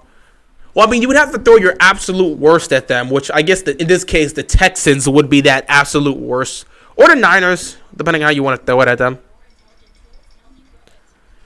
We're so fortunate that wasn't a roughing the passer call. Ben got hit pretty good. Yeah, they don't really like calling those calls when it's Ravens Steelers. For some reason, they have certain situations where they just won't call those calls, and then in other games they will. Paid a guy millions of dollars to catch 2 balls a game. If that's what he is, man, hey, it is what it is. That's just their offense. Tio or Charles Woodson? I'm going to go with my man Woodson. Chargers, baby, 7-5. I appreciate the Chargers for beating the Bengals. Unfortunately, it looks like the Ravens might not end up even utilizing that. Yeah, I'm talking to the Ravens fans. Why none of you guys? Because we see the team's issues. It's not nice just being, why don't you believe we're going to win the Super Bowl? Because we see the team's blatant problems. Look at the offense. I'm sorry. The things they're doing right now in the regular season, that's not going to fly in the playoffs. You can't play the style of football and just assume it's going to get you to the postseason. You have to put it together offensively if you're going anywhere. It's easy to say they got to go 14-3 and win the Super Bowl. How are they going to do that? Are they going to get it together on offense? Are they going to figure out their problems? What's going to happen? They can't keep playing this style of football the way they're playing right now and assume they're going to get to the Super Bowl. That's not going to work. It's not going to happen. It's just not going to happen. That's why a lot of us fans are looking at the blatant issues the Ravens are dealing with, and they're saying this is not a Super Bowl team.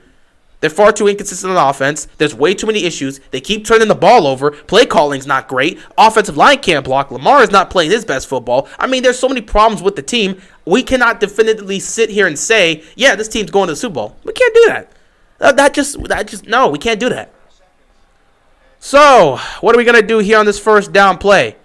27 seconds left. Obviously, you want to try to get a chunk play, but I don't think that's going to happen here. Lamar, just nothing there. He tries to go for Bateman. Nothing there. It's going to happen, you guys. Can choose not to believe. So, I mean, Zach, what you're basically telling me is you're believing the Ravens. You say the Ravens are going to win the Super Bowl because you believe they're going to win the Super Bowl. Not based on fact, not based on performance, but based on hope. That's the most fan answer you can get, and I can't be mad at that. But you cannot use your answer of belief and state it as fact. That's not how that works. I appreciate you bringing the positivity of a Ravens fan believing in this team, but you cannot sit here and try to use your belief as a fact. You believe they're going to make the Super Bowl because you have belief in this team, but you cannot sit there and say, oh, yeah, that's just fact. Please, no. Just go. Please go into halftime. Just go into halftime. This offense is a mess. Go into halftime. You can't move the ball. But yeah, you can't you can't sit here and use your belief and state it as a fact. That doesn't work like that. You can't be like, oh yeah, well, I believe. Why are you calling a timeout for? For what? Just go into halftime. You're not doing anything with the football anyway. Go into halftime. But yeah, you can't use your belief as a Ravens fan and state it as a fact. It's fine that you believe the Ravens are going to go to the Super Bowl. That's fine. But you can't state it like a fact. Like, no one believes they're not going to the Super Bowl, but I believe they are. And so, because I believe they are, they're going. No. It's cool to believe your team's going to the Super Bowl. You can't state it as a fact. Those are two different things. And Seattle's making that game interesting against the Niners. They're keeping it close. 3rd down and 2. I don't even know why they called it a timeout. You're not doing anything with the football. Why are you calling a timeout? You're not getting into range. This was no reason to do so. Timeout here, I guess. Perfect. Imagine if Lamar had King Crimson talk about unsackable. I don't even know why to just get off the field. Get off the field, please. This undisciplined. Get off the field, please. You play so undisciplined. How many holding calls are you gonna? Please get off the field. And of course it's Villanueva again. Get off the field. Call it a half. Please. I'm already... Please. Please call it a half. I'm begging you to call it a half. Every Sunday I gotta deal with this. Please call it a half. Call it a half. I don't want to see this anymore. Call it a half. Call it a half. Thank God, halftime. Oh, God. Oh, God. Nobody's happy at halftime. Ravens look pedestrian. They've had one great drive. Meanwhile, the Steelers are probably more pissed off than us because they're not doing anything. Nobody's happy right now. If you're a Ravens fan, you're not happy with their performance. If you're a Steelers fan, you're definitely not happy with their performance because your defense gave up a 99-yard touchdown drive. Nobody's happy going into half. AFC North football! AFC North football! Put us out of our misery, man. Every team in the AFC North this season is a problem. Oof. Oh boy. Every week you gotta watch this Ravens team just limp onto the field. Nobody's happy. Going into halftime, it's a 7-3 game. Nobody is happy. Nobody. Not even Bengal fans can be happy because Baltimore is on top. Patriots fans can't be happy because Baltimore is leading. Nobody's happy right now. Nobody's happy right now. Both teams are just playing. Ugh. You had one good drive. So I could say this. Let me pick up the mic. I'm going off for a second. I realized I was ranting for a second. I didn't have the mic in my hand. I'll say this. Baltimore had one good drive. The 99-yard touchdown drive. That's the best drive they've had in like the last 3 weeks, if I'm going to be honest. Well, actually, not the last 3 weeks. Maybe the last 2 weeks. You know, because that drive by Tyler Huntley in Chicago, that one, I like that drive better. That was a more impressive drive. But, oh my goodness. Honestly speaking, the way AFC teams are playing, none of them look like they're winning the Super Bowl. Honestly, if you're not the Cardinals, I don't trust anybody right now. I would be honest. The Cardinals are the only team I think can actually win the Super Bowl right now. Tampa Bay is a team where it's like, 1 minute they look like they win, the next minute they don't. But I could put Tampa Bay on there just because Tom Brady in the postseason is different. Green Bay, I don't trust Green Bay. I don't trust Green Bay. They're a great team. I do not trust Green Bay at all. Because every time they get to the damn championship game, what happens? This time, you prove it to me. I'm not putting any faith or belief in Green Bay getting it done until they can show me.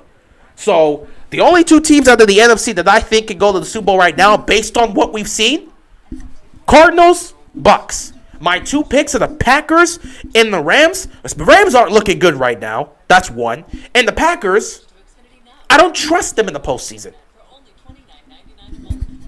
I don't trust Arizona because it's Arizona. Yeah, that's definitely fair. That's definitely fair. That's definitely fair.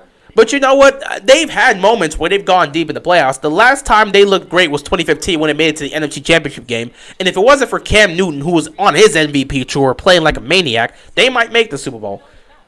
So really, honestly, the Bucs and the Cardinals are the only two teams I'm like, yeah, they can go. When I look at the AFC, I don't think the Patriots can win the Super Bowl. Just not yet. Not yet. But they're building something dangerous. So I don't think the Patriots can win the Super Bowl. I don't trust the Titans without Derrick Henry. The Ravens, don't get me started on the Ravens. Don't get me started on any AFC North team. Ravens, Steelers, Bengals, whoever you want to put on Browns. Don't get me started on anybody in the AFC North. I don't trust none of these teams to get to the Super Bowl. So I don't trust the Patriots. If the Titans had Derrick Henry, that would be my pick. The Colts, they're up and down. Maybe they could go on a run, but I don't know. The Chiefs. The Chiefs are just playing the slow game. They've gotten back in it.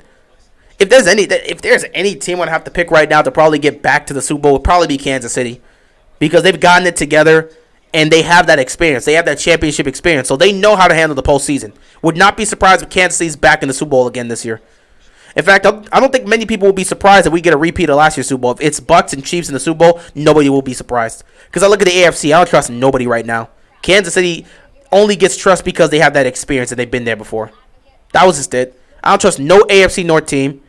AFC East, the Bills. The Bills are so confusing. I want to pick the Bills so bad, but they've had several situations this season where I've looked at them and said, I can't trust y'all in the postseason. I just can't.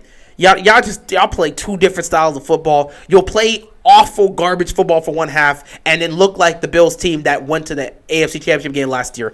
Like Josh Allen, 1 minute will look like a rookie Josh Allen, and the next minute he'll look like last season Josh Allen. I don't know what to say. I honestly do not know what to say. I don't trust any team in the AFC. The only team I could give credit that I believe could go on a run would be Kansas City.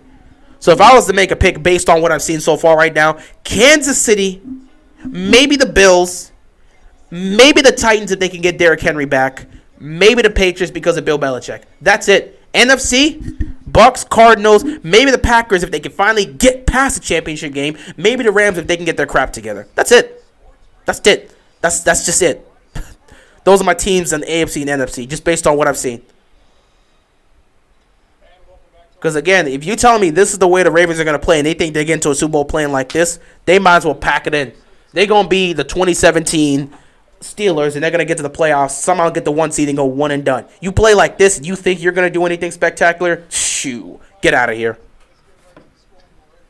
In fact, guys, there's no getting to the scoreboard here. 17-14 game between Seattle and San Francisco. 16-7 lead for the Rams against Jacksonville. And the Washington football team up 7-3 against the Raiders.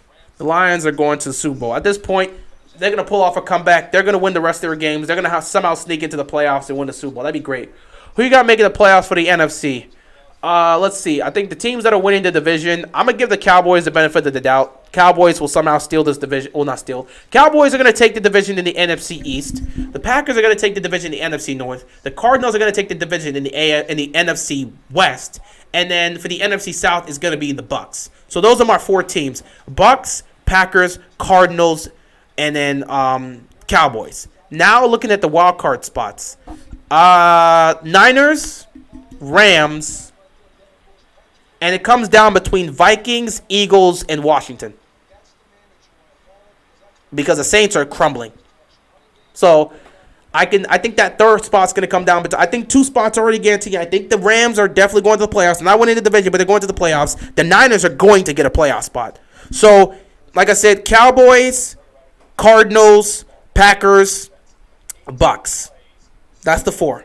5 and 6 would be Rams and Niners. 7 would have to go between the Eagles, Washington, and the Vikings. So those are my picks. But other than that, we'll see how it goes.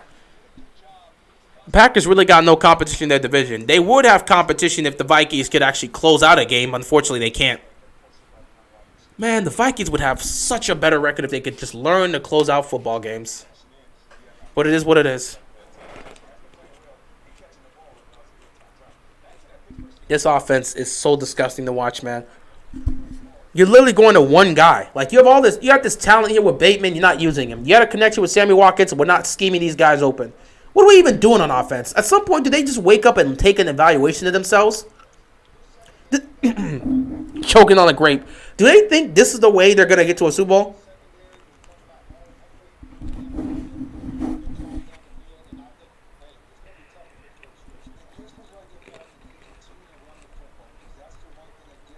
It's been bad. Everybody on the offense just looked bad.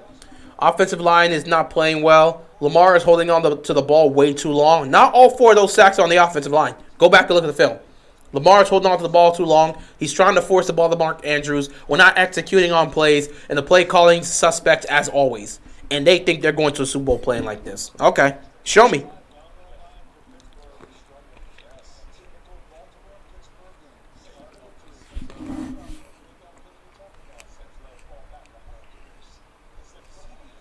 Easy. That's Ravens team, man. Every week, I've kind of let it go the distance. I don't really have us going to the Super Bowl. I said that at the start of the year. We would be in the AFC Championship game. I'm still hopeful, but who knows? Do you think Juju will resign with the Steelers? The real question is, will the Steelers take him back? Because since he got injured, I don't think Juju really has a market to go anywhere. So the question is, will the Steelers sign him back? Come on, Washington. Win. If they can win, that'll put them in a good spot. The Eagles won today. That sucks. But after this game, Washington controls their destiny. If they can somehow sweep every one of their divisional rivals, they can make the playoffs. Oh, the Rams scored a touchdown. Good on them. Come on, Washington. Let me see how Heineke is doing. 13-7, 87 passing yards and a touchdown. That's not going to be enough. Derek Carr, 16-21, 90 passing yards and nothing else. Step it up, Heineke. Step it up, Washington.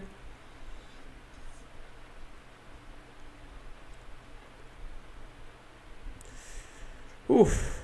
We really just, my goodness, we really just look so bad on offense. It's not even funny. If we still had the killer bees, we would have a chip right now. Yeah, well, if you had last year's defense, if you had the 2020 Steelers defense with the 2017 Steelers offense, you probably would have won a championship. All right, since you did the NFC, who do you think will make the playoffs in the AFC? The AFC is really inconsistent, so I honestly don't know. That was exactly what I'll say to you. I don't know who's going to make it in the AFC.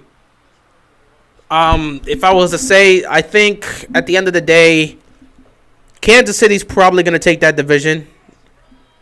I think Kansas City's going to take that division. I think. I originally had the Chargers, but they're being way too inconsistent right now. I don't know. Every division's close right now. Every division is close. Who do you pick?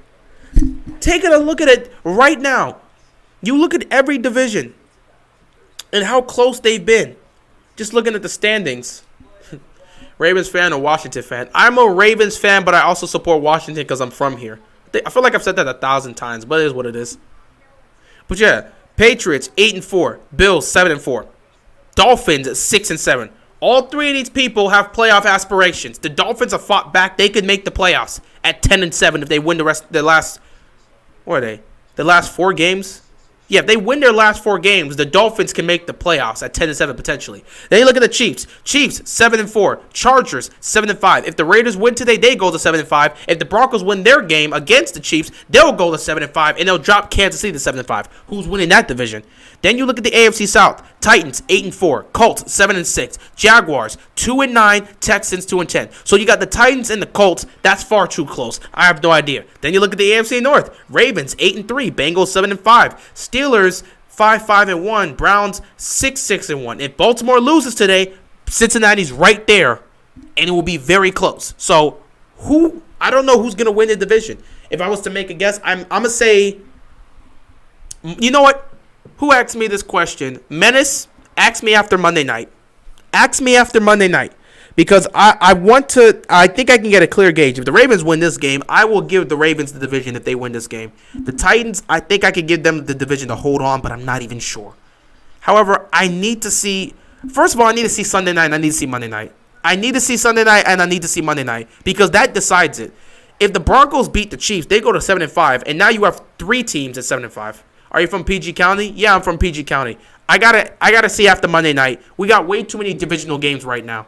You got this divisional game that can change things up. You got Sunday Night Football, divisional game between the Broncos and the Chiefs, which can really change things up in the AFC West and make it different. I don't know what's going to happen there. If the Chiefs lose, they may drop down in the division. And then Monday Night Football, AFC East.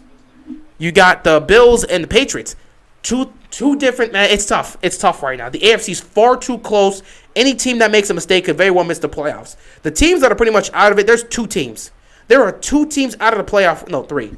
3 teams out of the playoff race in the AFC. The Jets, the Jaguars, and the Texans. Everybody else is in the playoff race right now. And any mistakes can cost you that spot. Yeah, AFC is so close. I didn't even realize for some of these teams, it's so close, so I cannot make an accurate determination. If I was to make a pick, I'm going to pick the same teams I picked. I guess I'd have to pick the same teams I picked in my preseason. I said the Ravens, the Chiefs, the Bills, and the Titans. Then I had the Colts, the Chargers, and then Cleveland. I guess I have to stick with that because that's what I chose. But again, I would change out the Browns with the Bengals, but we'll see how that goes. Second half here for this game, and the Steelers will get the ball first. We'll see how that goes. Do you think releasing Matthew Judon was a bad idea? They didn't release him. They didn't have the money to pay him. They couldn't afford to pay Matthew Judon the same way they couldn't afford to play Zadarius Smith. So they didn't release. They couldn't afford to pay him. If you can't afford to pay him, what are you going to do? They couldn't hold on to him because they couldn't pay him. They didn't have the money. It was the same thing with Zadarius Smith, so they had to let him go, and he ended up going to New England. So good on him. Why has Lamar been regressing since his MVP year? Is it because no O-line? Well, the O-line has gotten worse. I think we're forgetting, during his MVP year, he had the 3rd best O-line in the NFL. When your O-line's top 5, do you know how easy it is for a quarterback to just be able to stand in the pocket and deliver the ball when his offensive line's one of the best in the game? He's had a bad offensive line the last the last 2 seasons. So, yeah, MVP season, you had a top 5 offensive line. You had time to throw. This year, you're getting blitzed like crazy. You're getting no space. 1st and 10. Najee Harris is a worker, man. He's a worker. They like to utilize the hell out of Najee. The Ravens dominated time of possession 23-30 to 6-30. Yet it's a 7-3 game. What does that tell you about both of these teams? So yeah, they couldn't afford to keep Judon the same way they couldn't afford to keep Zadarius Smith. So yeah, Judon ended up going to the Patriots, and he's killing it over there. So good for him.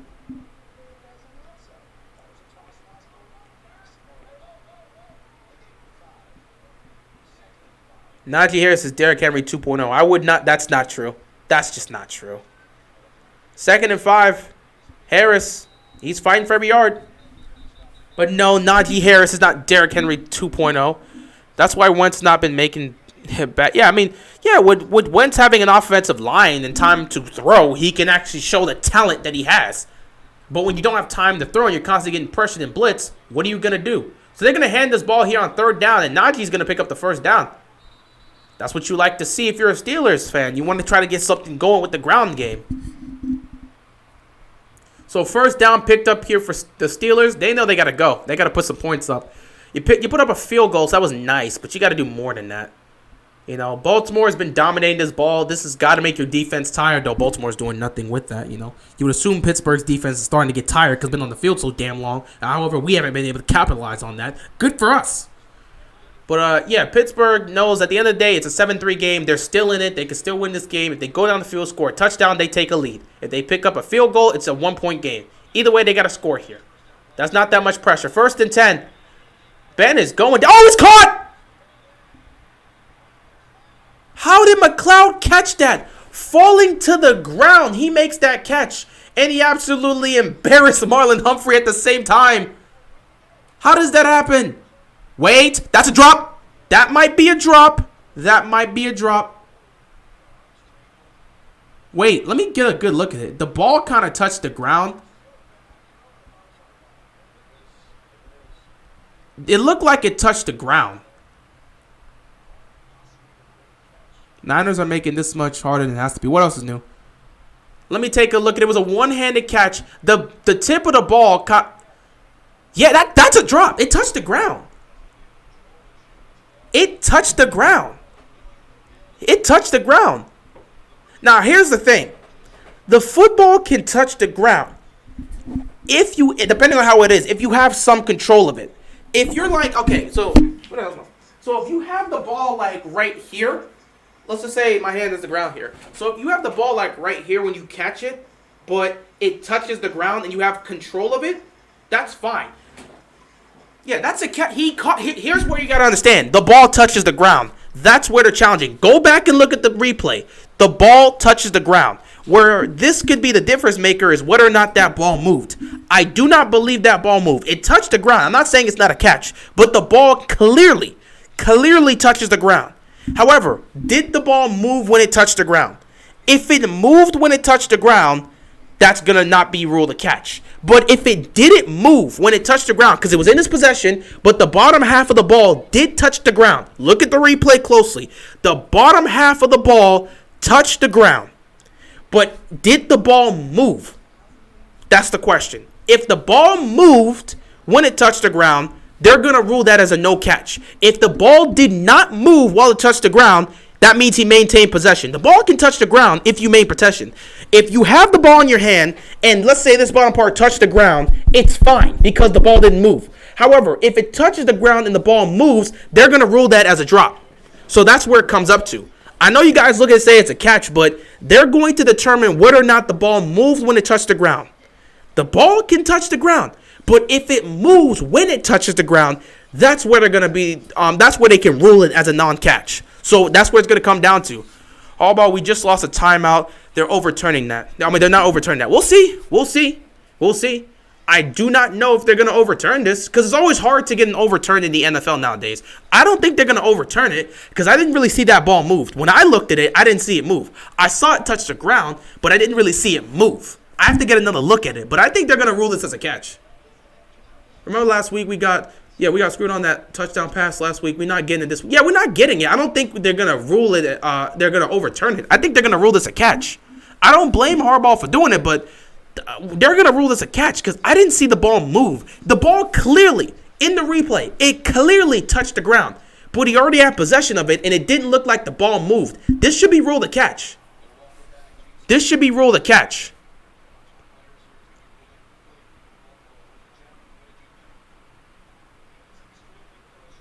Did the ball move? That's the question. It touched the ground. The replay is right there. It touches the ground. Does the ball move when it touches the ground? It's fine if the ball doesn't move when it touches the ground, but does it move? They ruled it incomplete. It worked out. They ruled it incomplete. And that's why I told you guys, it comes down to whether or not the ball moved when it touched the ground. The ball moved. They looked at it. They said the ball moved when it touched the ground. And that's the end of the play. That's just how it is. If the ball moves, it's going to be ruled incomplete. The ball can still touch the ground if you have it in your possession, but the ball can't move. The ball moved while it touched the ground, incomplete. That's just how the ruling's going to work. So I'm sorry for y'all that thought it was a catch. He can catch it, but if the ball moves, it's going to be ruled a non-catch. That's just how the rule is. So 2nd and 10 here.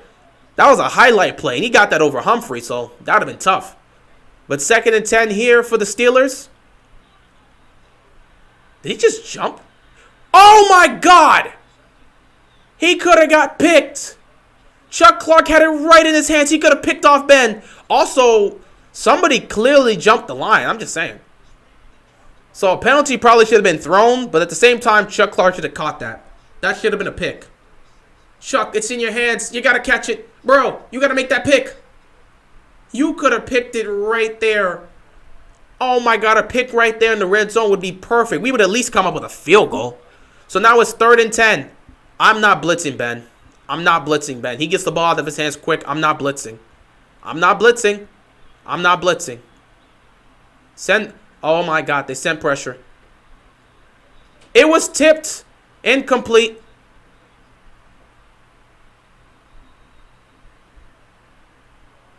Are they going to throw a flag for unnecessary roughness?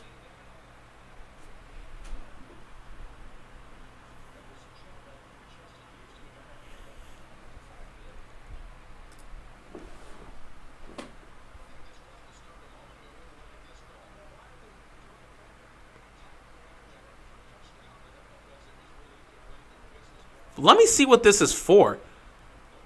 I want to see why they're calling it, because if he let me see the ruling here.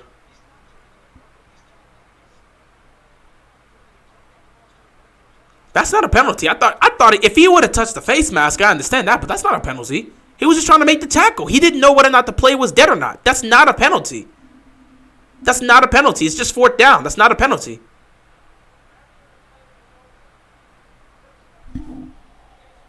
He touched the face mask? Did he touch the officiating at questionable is best? But we're in Heinz Field. So, I mean, we are in Heinz Field. I don't know why the officiating will be going against the Steelers in their hometown. It's different if we're in M&T Bank Stadium. This is Heinz Field. But the refs are bad every week. What else is new? Did he even touch the face mask? It's fine. If he touched the face mask, it's a penalty. But I looked at the replay. I didn't see where he touched the face mask. So where did he touch the face mask? It looked like he just tackled him, throwing him on his jersey. What's going on, Deron? Where did he touch the face mask? Did anybody see any touching of the face mask? I saw him grab the jersey and throw him, but I didn't see a face mask touch. Well, it wouldn't matter. Either way, it was fourth down. I guess that backs them up a little bit, but it was still fourth down. Pittsburgh was fumbling the ball either way. Pittsburgh was going to punt the ball either way.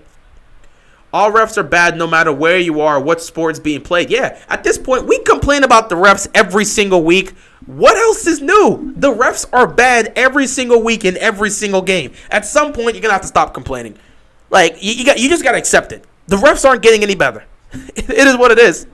Like, it is what it is. The refs are terrible nearly every game that's played every single week. The refs are terrible.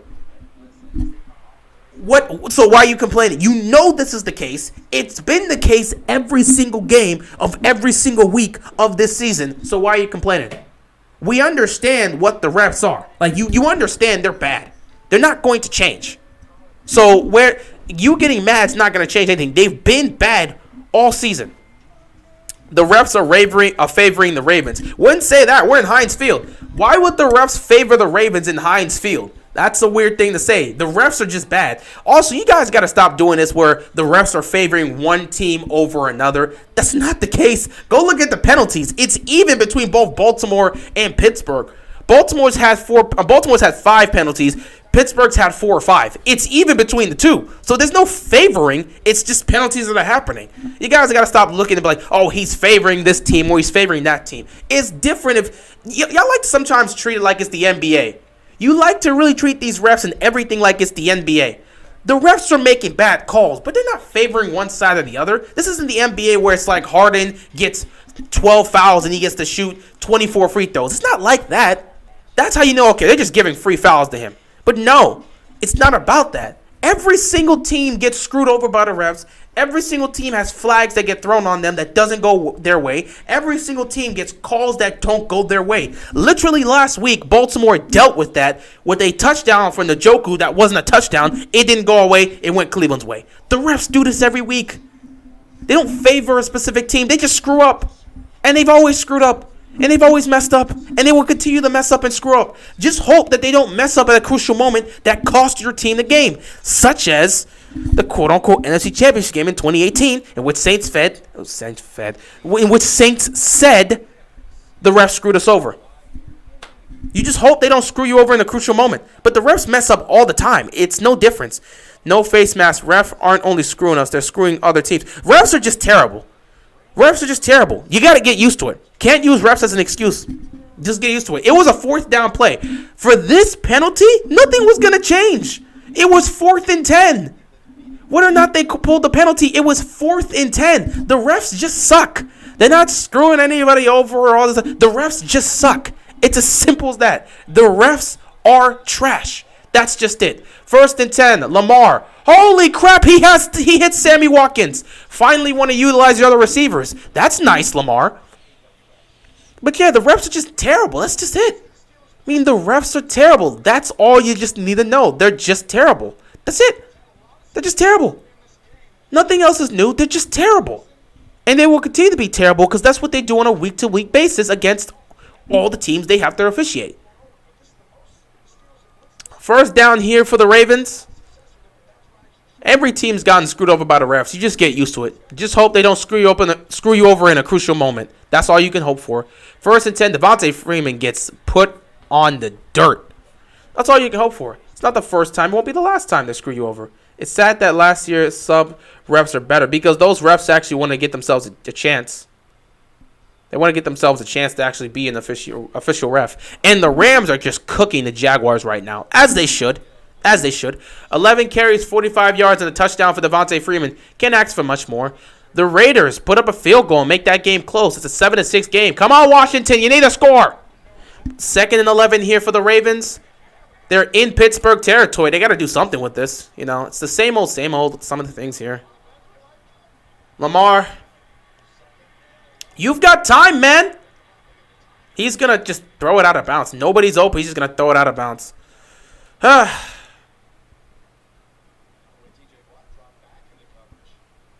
That was just nothing there. Let me look at the coverage.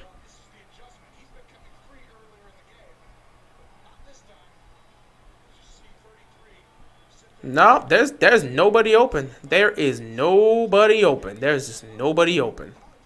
So Lamar didn't even want to put that ball in danger. That was good coverage by the defense. 3rd down and long. Are we really about to go? Yeah. It's about to be a quick drive here, huh? Can we get the 1st down here? Empty backfield, Lamar. There's some pressure coming. He's just going to check this down to Devontae Freeman. Oh, Freeman! Holy crap, he picked that up. How did the Steelers screw up like that? How did the Steelers give up a 1st down on the... They didn't even block. Hold on for a second. 3rd and 11, Lamar just chooses to check the ball down like you're supposed to do. He gets 1 block, but he just splits the... Oh, my God. Do the Steelers defenders not know how to tackle? What are y'all doing? Y'all done messed up my whole camera. How did y'all screw that up? Really, on 3rd and 11, y'all going to let them off the hook like that? All right, Baltimore, take advantage of this now. You got to score. You got to get some points. Got to take advantage of this now. 1st and 10 here. Handing the ball to Latavius Murray, and he gets tackled behind the line because, I mean, why not? Why not? 2nd down here for the Ravens. You got to take advantage and put up a touchdown here. You need to at this point. 2nd and 12 here for the Ravens. Got to get something going.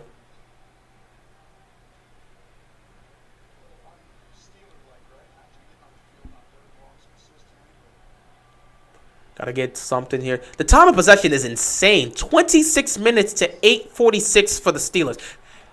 They've put up 20 more offensive plays, but this game is this close. Baltimore, you got to score. I'm sorry. 2nd and 12. Lamar is going to be ducking the pressure. Oh, he's got all the space in the world to just take off and pick up the 1st down. He's going to pick up the 1st down, but he's going to take a hit to the back right there. So 1st and 10 for the Ravens, but, you know, Lamar going to take that smack right there.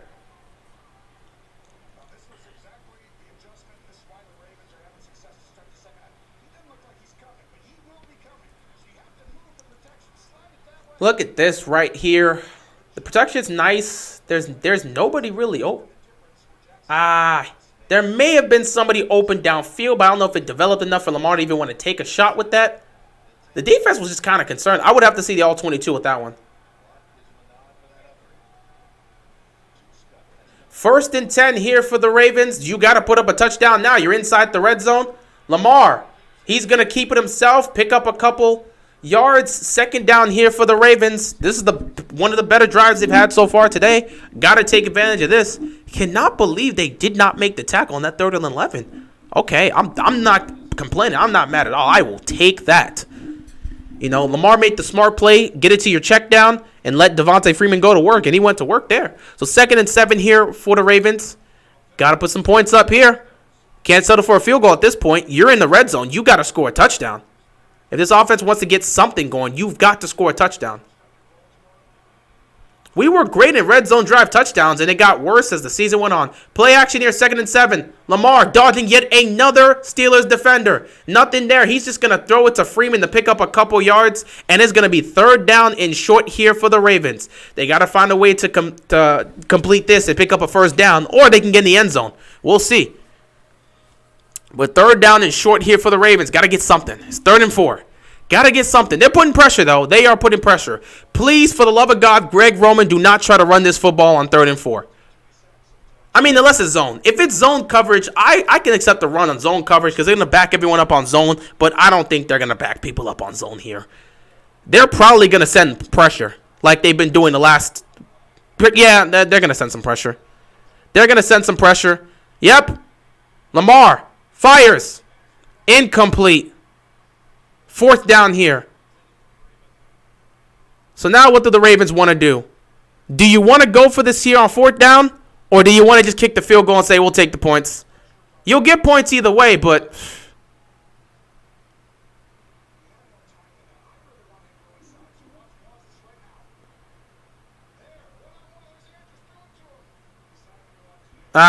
he missed Andrews there too. Andrews was open. Andrews was open. Could have had that, but Andrews was open.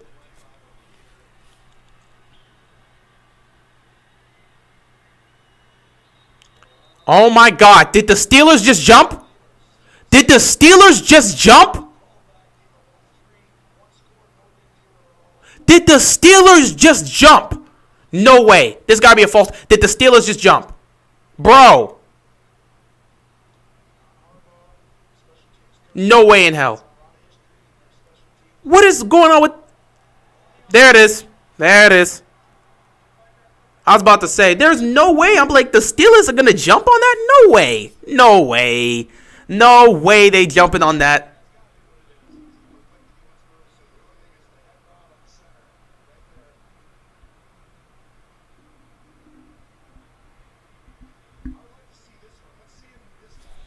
Yeah, that head bob faked everybody out. So let's just get this field goal and get it over with. We already know this isn't going to be a fun game. It's going to be a dirty game. And it's going to be one of those games, man. What else is new? So, 4th and 9. Let's just kick this field goal. Obviously, Tucker's automatic, so he's not missing. And the kick is good. So, it's a 10-3 game here in Pittsburgh. 7:24 left to go in this game. Honestly, both offenses just look putrid. But it is what it is. It's been that type of day. Meanwhile, let's take a look at how some of these other situations are going all around the NFL.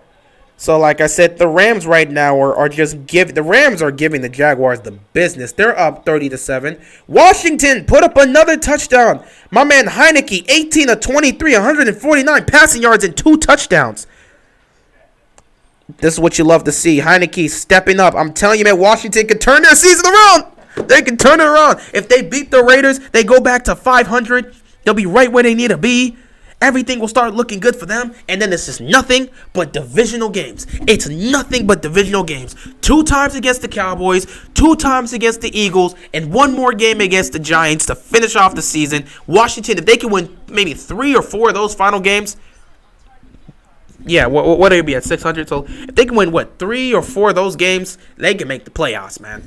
So, Baltimore. So, Washington, you know what you got to do. But, yeah, Heineke playing well.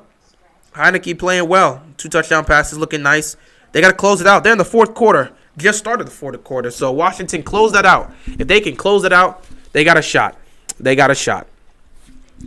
But, yeah, other than that, Washington has that 14-6 lead against the Raiders. And the Niners and Seahawks are really going at it. I mean, wow. They're really going at it. Garoppolo, 2 touchdowns, 1 pick. Russell Wilson, 17-20, 116, and a touchdown. I mean, the game is relatively close, and Seattle is in San Francisco territory, so they can kick a field goal and take the lead, or they can put up a touchdown and really take that lead. So we'll see what happens with that. Why are all their divisional games at the end of the season? Because the schedulers, the football schedule, I don't even know how to call them. The people who schedule the games, for some reason, don't like Washington, I guess, because they put all their final games. If you look at it right now, in terms of, that's the Broncos, that's not Washington. In terms of their final games, the Raiders is their final non-division related game. Next week, they're going to be at home against the Cowboys. Then after that, they're going to be heading to Philadelphia to take on the Eagles. Then they'll be heading to Dallas to take on the Cowboys. They'll be at home to host Washington, and they'll finish off the season in New York against the Giants. That's their final record. Their final schedule going down the stretch for Washington. Nothing but NFC East divisional games. I think it's because no one likes the NFC East, or the NFC East is so bad that they don't care. AFC North football. Oh, this is perfect. This is exactly what you want to see. 2 teams struggling to do anything competent, looking bad left and right. This is exactly what you want to see. AFC North football. Perfect. All right, 7-point game here. Ravens making the stop right there, putting him, what, at the 5th? Was he at the 15-yard line? How far ahead do they schedule games? They do that. First of all, they sent. Oh wait, no. In terms of scheduling games, okay, after the season is over, they take a couple months. So like after February, scheduling for games start coming out around April, like March, April. No, not March. I'd say more like April, May. So 2 to 3 months after the season's over, that's how they do it. So before you even get to training camp, that's how it is. So you already know what at least by like May or early June, you already know what your schedule is going to be. Well, what your teams you're going to face off with, which they give you that early on. But your schedule is around April, May. So you'll know like 2 months ahead. Yeah, I heard about the Ravens-Packers being flexed to 425, which is why we have 425. We have 3 425 games and 3 1 o'clock games to finish out the season.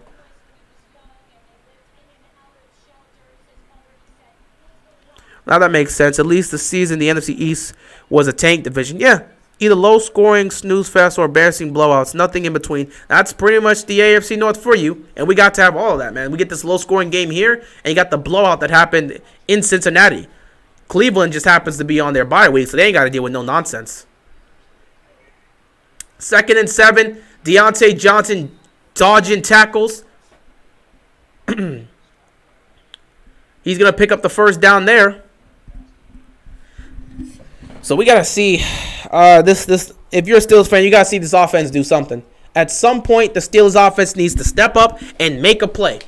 Otherwise, it's a wrap for them, man. They got to step up, make some plays. They should have a touchdown if Deontay Johnson would have caught the ball, but you know, this is what it is. This man, Najee Harris, is responsible for 74% of Pittsburgh's rushing yards. That's crazy. They are overusing the hell out of this dude.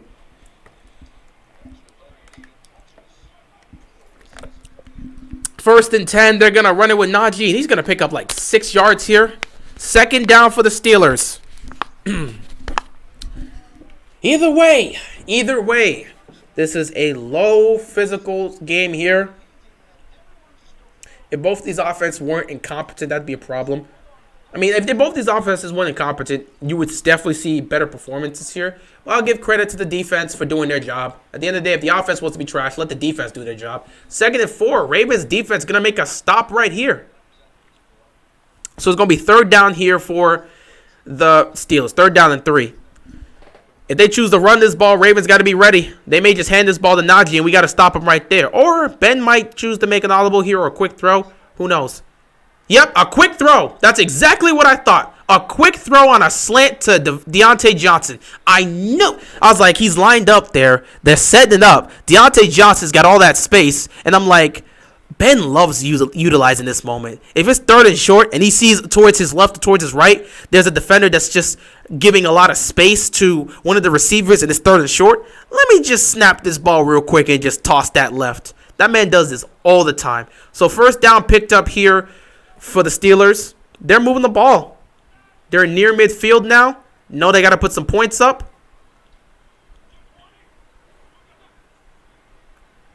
They're going to hand this to Chase Claypool, and he's going to pick up maybe 2 yards. Where's the Week 5 4th quarter Ravens offense? I don't know. Go ask them. Well, we're not in the 4th quarter yet, so who knows? But go ask them. I mean, they're playing like this, so it is what it is. Jimmy playing 10 yards off on 3rd and 3. And, yeah, I mean, not surprised. I'm not surprised at all. Because they set up like they were expecting to run. But Ben loves to take advantage of those plays, and he does it all the time. 2nd and 8. Look at all this space they're just giving. Why is Averett giving that much space to Chase Claypool? And, of course, he's going to... Where did that go? 3rd and 8 here. Where was Ben going with that? Bench Lamar? That's not happening, Sean. I mean, you could try to start that hashtag. No one's going to agree with you. He's not getting benched. You don't bench your star quarterback. I mean, you would only say this if you just want the Ravens to lose, which I'm pretty sure that's what you want. Like, I mean, if you want the team to lose, by all means, bench your starting quarterback and see how that goes. The Jags are down bad. They've been down bad the entire season. 3rd down and 8 here. They're going to send 4 towards Ben. He's going to throw. Got to make the tackle. There it is. Where's the flag? Where's the... Oh, no. Hold up. Don't play with me. Oh, it's going to be on the offense. It's going to be on the offense. Pass interference on the offense. Yep, offense. 4th down. Now, Greg, let Lamar roll out. I don't even think they've practiced rolling out Lamar once this season, so they're not going to let him do that. They're not going to run plays that they haven't practiced, so I doubt he's ever really rolled out. What else is new? Offensive pass interference. Ooh. The Jags are not grinding out any wins. Yeah, that's not going to happen anytime soon. Like I said, Urban Meyer don't really care. I mean, that man's been trying to get fired. Duvernay, that was a dangerous one right there. That could have been... You know what? You got hands? I appreciate you. They need to bootleg him out of the pocket. They're not going to do it. They're not going to do it. They're not going to do it. I've spoken this since week 1. You think they're going to bootleg Lamar, have him under center, and roll him out? They're not going to do it. They're not going to do it. We can sit back and say left and right. They're not going to do it. Funny enough, they actually used to do that in his rookie season, and it was somewhat effective. But they're not going to do it. They're not going to do it because they don't practice that. They've never practiced. When have you actually seen them roll Lamar out this season? How many times have you seen them roll Lamar out? It's clear they're not going to do plays they don't practice. They don't practice rolling Lamar out. They barely practice having Lamar under center. The only time Lamar goes under center is when he's handing the ball off to toss. Or he's going to choose to run it around himself. Like he'll get under center, he'll run, and then he'll bootleg and go straight up. They bootleg Wilson all the time. I mean, if they do that with Wilson, they do that with Wilson. They don't do that with Lamar. They don't do that with Lamar. Bootlegs are what make Baker lethal last year. Yes, because it gives the quarterback space. I mean, with Baker, they just did that so he can buy these guys some time and find an open receiver downfield. For the Ravens, what it can do is give that offensive line and Lamar some extra time. Because that offensive line isn't always going to hold, and Lamar may need some extra time to look. They do that. If they do that with Russell Wilson, they do that with Russell Wilson. But they don't do that with Lamar. They don't practice these plays. We keep asking the Ravens to do this, and that. But it's clear as day, they've never practiced it. How many times have you seen Lamar handle the ball from under center? Now, from those times he's handled the ball from under center, how many times has he done that on a passing play? We keep asking them to do these things, but they clearly don't practice it. They keep Lamar in the shotgun, and that's just where he is. Either he's going to drop back and throw the ball, or they're going to initiate play action from the shotgun. That's it. For 1 week as a test, they're not going to do it. They're not. Oh, please make T. Martin at the offensive coordinator. I said they should do it, but they're not going to. They're not going to. They're not going to. They like what they see with Greg Roman. They believe this is the way they should play. They believe it's only an execution problem. If you ask the Ravens right now, they don't see anything wrong with their play calling. They will look at it and say it's strictly an execution problem. That's it. Nothing wrong with the play calling. It's only execution. When in reality, it's a mix of those multiple things. I wish we had a ball hawk safety right now. Yeah, I mean, Marcus Peters is on IR, so we won't have one of those right now this season. So, yeah. He's not coming back anytime soon, so, yeah, we just got to deal with what we have. And it's been fun. It's been fun to just see how this team lacks the hands to do anything. All right, 1st and 10. Oh, like I just said, did you just catch what I said? How many times did they put Lamar under center? That was 1. Now, how many times did they put Lamar under center just to have him toss the ball? They don't put this man under center to throw the football. They don't. They're going to put him on the center, and he's just going to toss the ball to the left or to the right. That's what they do. And that's exactly what happened. Not to mention, we just lost Patrick McCarry. He has a hand injury. He's doubtful to return. That's fantastic. Continuing to lose players. That's exactly what we want to see. I mean, my God. 2nd and 8. Sammy, just catch the ball, man.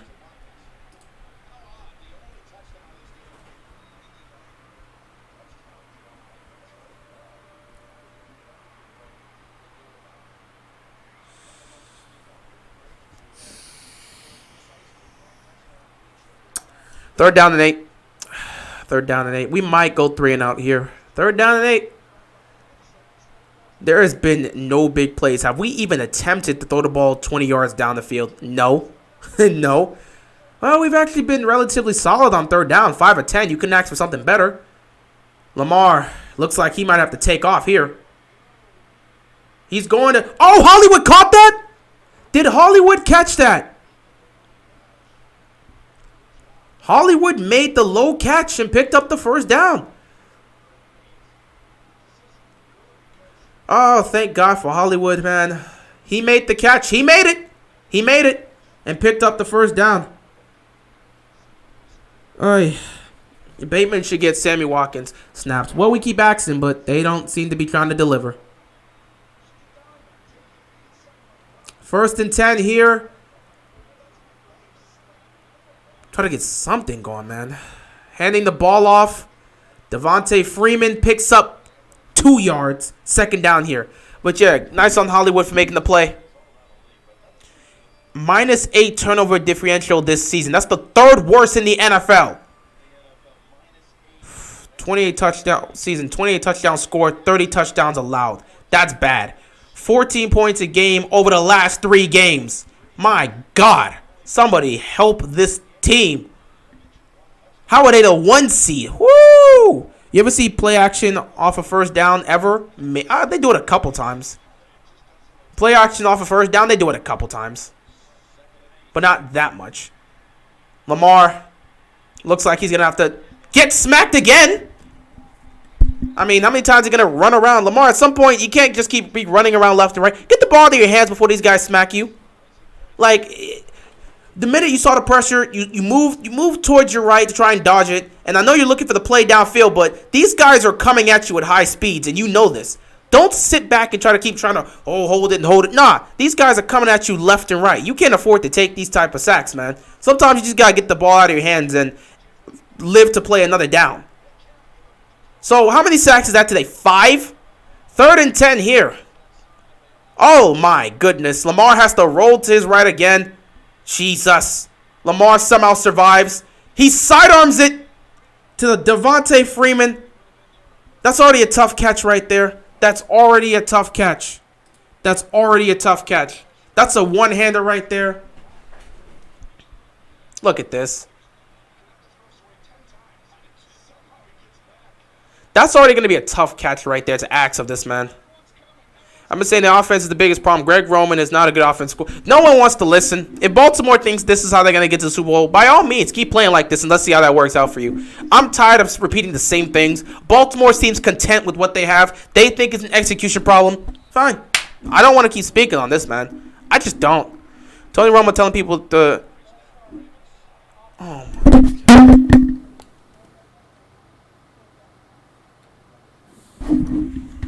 The lack of discipline with this team, man. The lack of discipline. My God. Oh, my God. Please. Oh, boy. This team is going nowhere in the postseason playing like this.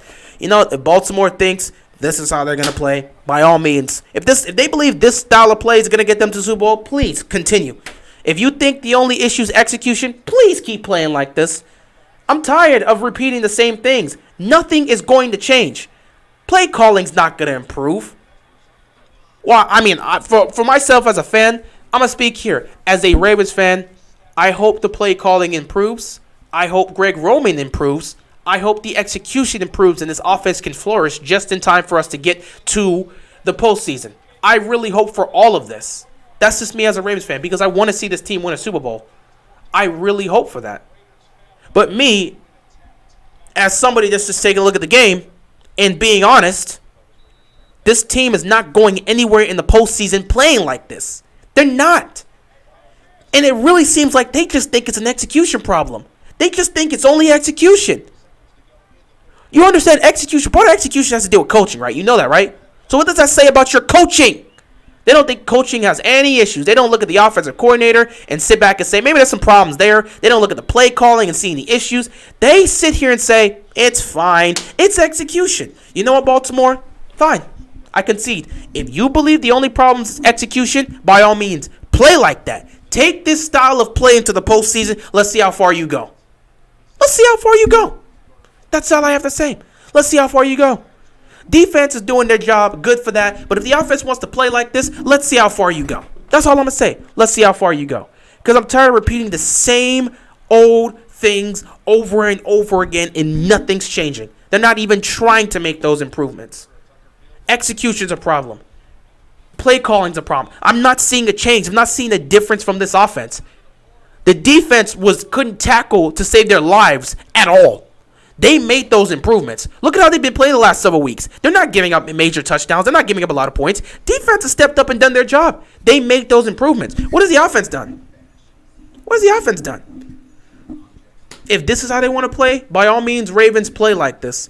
It's week 13. I don't want to have to repeat the same old thing every single week. If you believe the only issue the Ravens have is an execution problem, if you believe nothing's wrong with the play calling, nothing's wrong, we'll get it together, we can continue to play like this. If you believe this way of playing is going to take you to the Super Bowl, when this franchise knows what it takes to get to a Super Bowl, by all means, keep playing like this. Keep playing like this. If you want to ask Lamar to be Superman every week, by all means, do so. And watch how far that takes you. I'm tired, man. Every week is the same thing with this team. It's the same week. They're not going to change. They're not going to change. They're not going to change. You keep winning games like this. If you believe this is how you're going to win, by all means, take care of it. Continue to play like this. The offense has regressed from what it was. Have we even attempted to throw the ball 20 yards down the field? Have we attempted that once? How many times have we attempted to throw the ball 20-plus yards down the field today? Steelers score, give our defense a break. You can hope for that, but your offense hasn't been great either. We call the same plays every week and just ask Lamar to be Superman. Pretty much. I mean, nothing's going to change. Nothing's going to change. What exactly do we do well? I've been asking myself that too. I mean, we don't run the ball well. The passing game isn't the best. Offensive line can't really block. Play calling isn't the best. What do we do well? Everything's inconsistent on this offense. At least the defense is tackling well. At least the defense is stopping the run well. What does our offense do? I have no clue. How is this offense this bad? I have no clue, man. We're losing in the first round. No, we're not going to lose in the first round, guys, because the Ravens believe they can get to the Super Bowl playing like this. So, who am I to say anything? Who am I to say anything? They're going to play like this, and if they lose in the first round, they can only blame themselves. I'm not about to stress over it. You go watch. If we get back I'm telling you, we got the rest of these games going. If we're sitting here at week 18 getting ready to go into the playoffs and this team's still playing like this, I'm going to sit here in that wild card spot and I'm going to be calm. That wild card live stream or that divisional rise, whatever playoff game we're playing, that live stream, I'm going to be so chill. If we lose that game, I'm not even going to be mad because I'm not going to be surprised. If this is how they want to play, this is how they want to play. If you think that's going to take you to a Super Bowl, by all means, keep playing like it and see where it takes you. 2nd and 1. Ravens defense makes a stop there. It's going to be 3rd down here for the Steelers. Now, if this is what the Ravens want to do, by all means, play like this. See where it gets you. Play like this. 3rd down and 1. Play action here. Ben tosses. And Chase Claypool is open. And he makes a big play. And gets into Baltimore territory. Finally getting a big play. We making Wormley look like defensive MVP. What else is new? I'm not even surprised anymore. I'm so used to Baltimore doing this crap, especially this season. I can't keep yelling the same thing. I can't keep saying the same thing over and over again. These guys aren't going to change. They're not. This is a great play here. Great execution by Chase Claypool. And now they're in field goal range, so now you know they can get points out of this. Washington's still up 14-12. They got to hold on. There's under 7 minutes left to go. Put the drive away, Heineke. Put the game away. March down the field and put this game away. Please. I'm begging you. Put this game away. We got to get it done today. Come on, Washington. You can get this W. 1st and 10 for the Steelers.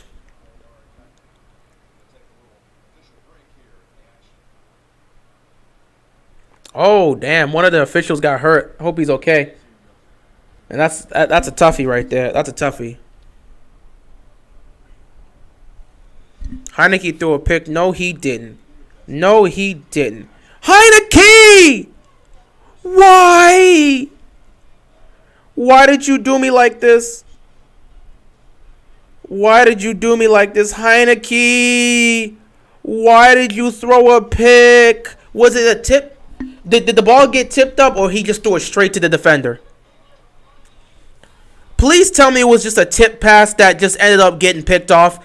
Don't tell me Heineke just directly threw it to one of the Raiders defenders. Who do you have? Who do you think has the edge tonight? Broncos or Chiefs? Chiefs have the edge. Greg Roman needs to throw away all his passing plays and start fresh or something. He's not going to do that, and the Ravens aren't going to make him do that. His arm got hit. Okay. Good play on the defense. Good play on the defense. Good play on the defense. That is a great defensive play by the Raiders. If his arm got hit, there's nothing the quarterback can do. But it was still triple coverage. You know what? No. Damn it. So that man tried to heave the ball down. Hold on. He threw it into triple coverage, but the ball got... You know what? No. His arm got hit. His arm got hit. That's my excuse. His arm got hit. His arm got hit. That's what I'm going to say. His arm got hit. The Seahawks are tied? Let me take a quick look at what's happening around the NFL right now. So, yeah, the Raiders, with 6:49 left to go in this game, they have the ball. And they have a chance to march, unfortunately, because Washington screwed up. Meanwhile, we've got the Seahawks and the Seahawks and the Niners. Oh, the Seahawks took the lead. The Seahawks took the lead. They're up 30-23. Still plenty of time in the third quarter, but they took the lead. Okay, they took the lead. Jaguars just continue to smoke. I mean, the Rams continue to smoke the Jaguars. But the Seahawks took the lead. Niners can't afford to blow this, man. I mean, this is a good opportunity. Don't let Seattle just get you like that. Refs hurt. Let's call it a game. That's not how it's going to work here. They got backup officials. 1st and 10 for the Steelers. Play action here. Ben fakes it, fires it, wide open, touchdown.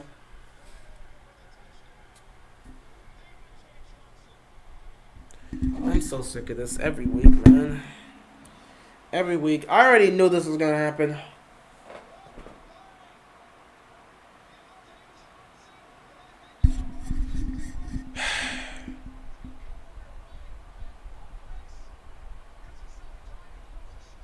How did Deontay Johnson get left that wide open?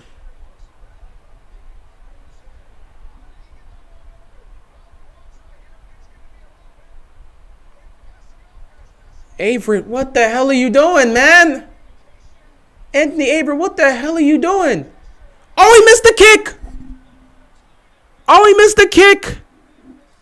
How did he miss the kick? Please, every week with this. Oh, my God. Can we get both these teams the hell out of here?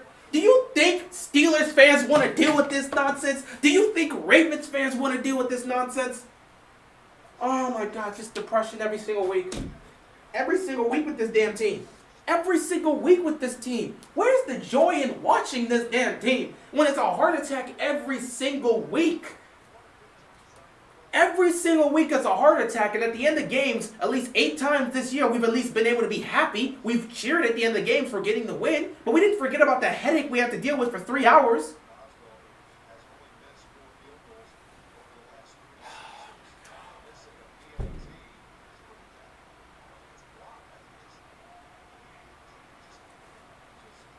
Deontay Johnson was left wide open. Anthony Averett completely blew the damn coverage and got crossed up with Marlon Humphrey. I mean, do Steelers fans want to deal with this? Do Ravens fans don't want to deal with this? Steelers fans don't want to deal with this. It's the same crap every single week. At what point do the Ravens wake up and say, no more? Let's get something going. Devin Duvernay trying to bring me some hope and some life. I appreciate Devin Duvernay at least showing he's got some care. Unfortunately, we don't get him the ball. That's sad.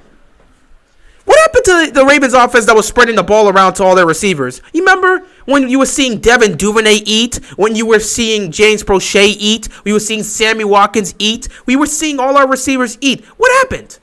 What happened? All of a sudden, we're just one-dimensional again. It's Mark Andrews or bust, or occasionally Hollywood Brown. Like, what happened? You have other receivers on the game. What happened to scheming these guys open? What happened to this Ravens offense? It can't always just be execution. At some point, something's got to change. Can't we scheme to get somebody open? Why has everything got to be a struggle? Look at this. Every yard has to be a struggle for the Ravens. They're struggling to move the ball sometimes. Every game is a struggle to score. Every game is a struggle to move the ball. It used to be more fluid. We used to be able to spread the ball around. Now it just looks like if Mark Andrews isn't open, we're screwed.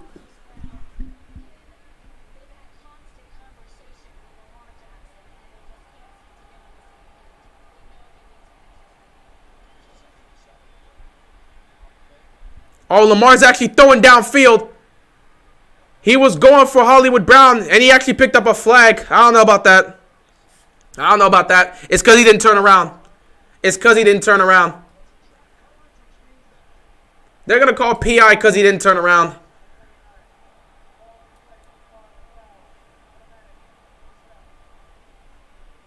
Wait, he turned around. So where's the PI? Is it because he grabbed him? Because he grabbed his arm around him. He grabbed around Hollywood towards the end. He grabbed Hollywood around the end. So it was like he turned around, but he was like this. He turned around, but he kind of grabbed him like this. I don't know about that. That's an iffy call. He turned around, but he grabbed like Hollywood, like he wrapped his right arm around Hollywood. But I don't know, man. I don't know, man. This seems like an iffy call. 1st and 10, Lamar. He just threw it out of bounds. Like he wasn't. That was not a play for anybody. You just threw it out of the end zone. Oh my God! Look at this. Russell Wilson actually showed up today. This is bad news for Niner fans. They're trying to get themselves back together on the playoff race, and all of a sudden, Russell Wilson decided, I'm gonna show up. Okay. 2nd and 10 here. Well, I'm surprised Lamar actually threw the ball 30 plus, like 20 plus yards down the field. I'm surprised he got that. Look how long they're taking to get the play. Look how long they're taking to get set. This Ravens team's about to call another timeout. Y'all take 12 years to get set sometimes. 2nd and 10, quick throw to Hollywood. He catches it. He's going to be short. 3rd down here. Y'all take 12 years to get the play call, and then you take 12 years to get set. That's why you can't make any audibles on this offense, because by the time you get set, there's like 4 seconds left on the clock, so you just got to snap the ball. Y'all need to get set faster, man. It's unacceptable. Get set faster. Good Lord. 3rd down and 4.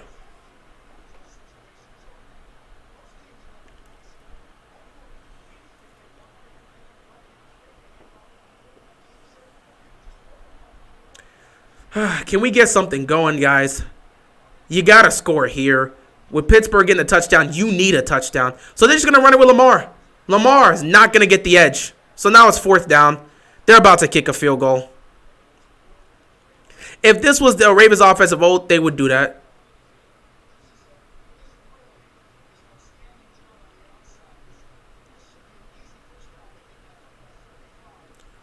Hey, just kick. Bring Tucker out and just put some points up. My God. Just bring Tucker out and just put some points up. Good Lord. This offense can't move the ball worth a damn. You got all those yards on a pass interference call. Oh, my goodness. What happened to the crossing routes we used to play on here? We used to utilize crossing routes. Tucker is automatic, so he's making the kick. What happened to the crossing yards? Lamar is limping. Of course he's limping. When he's getting hit all the damn time, obviously he's going to be limping. Oh, it's just, Of course, Lamar is going to be limping. Getting hit 12, 14, 13. And this offensive line ain't protect him. He taking all these damn hits. We want to use Lamar in the run game. We want to use Lamar in the pass game. We want to rely on Lamar to utilize his talent. Obviously, he's going to be limping. Good God.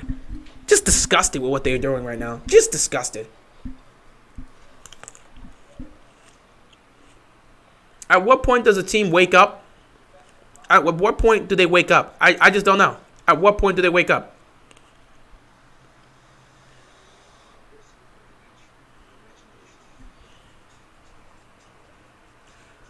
And again, Mustang, I'm not even going to address that. Again, the man has developed as a passer. We've seen the development as a passer plenty of times. I'm not finna deal with this and saying he hasn't developed as a passer. The development's been there.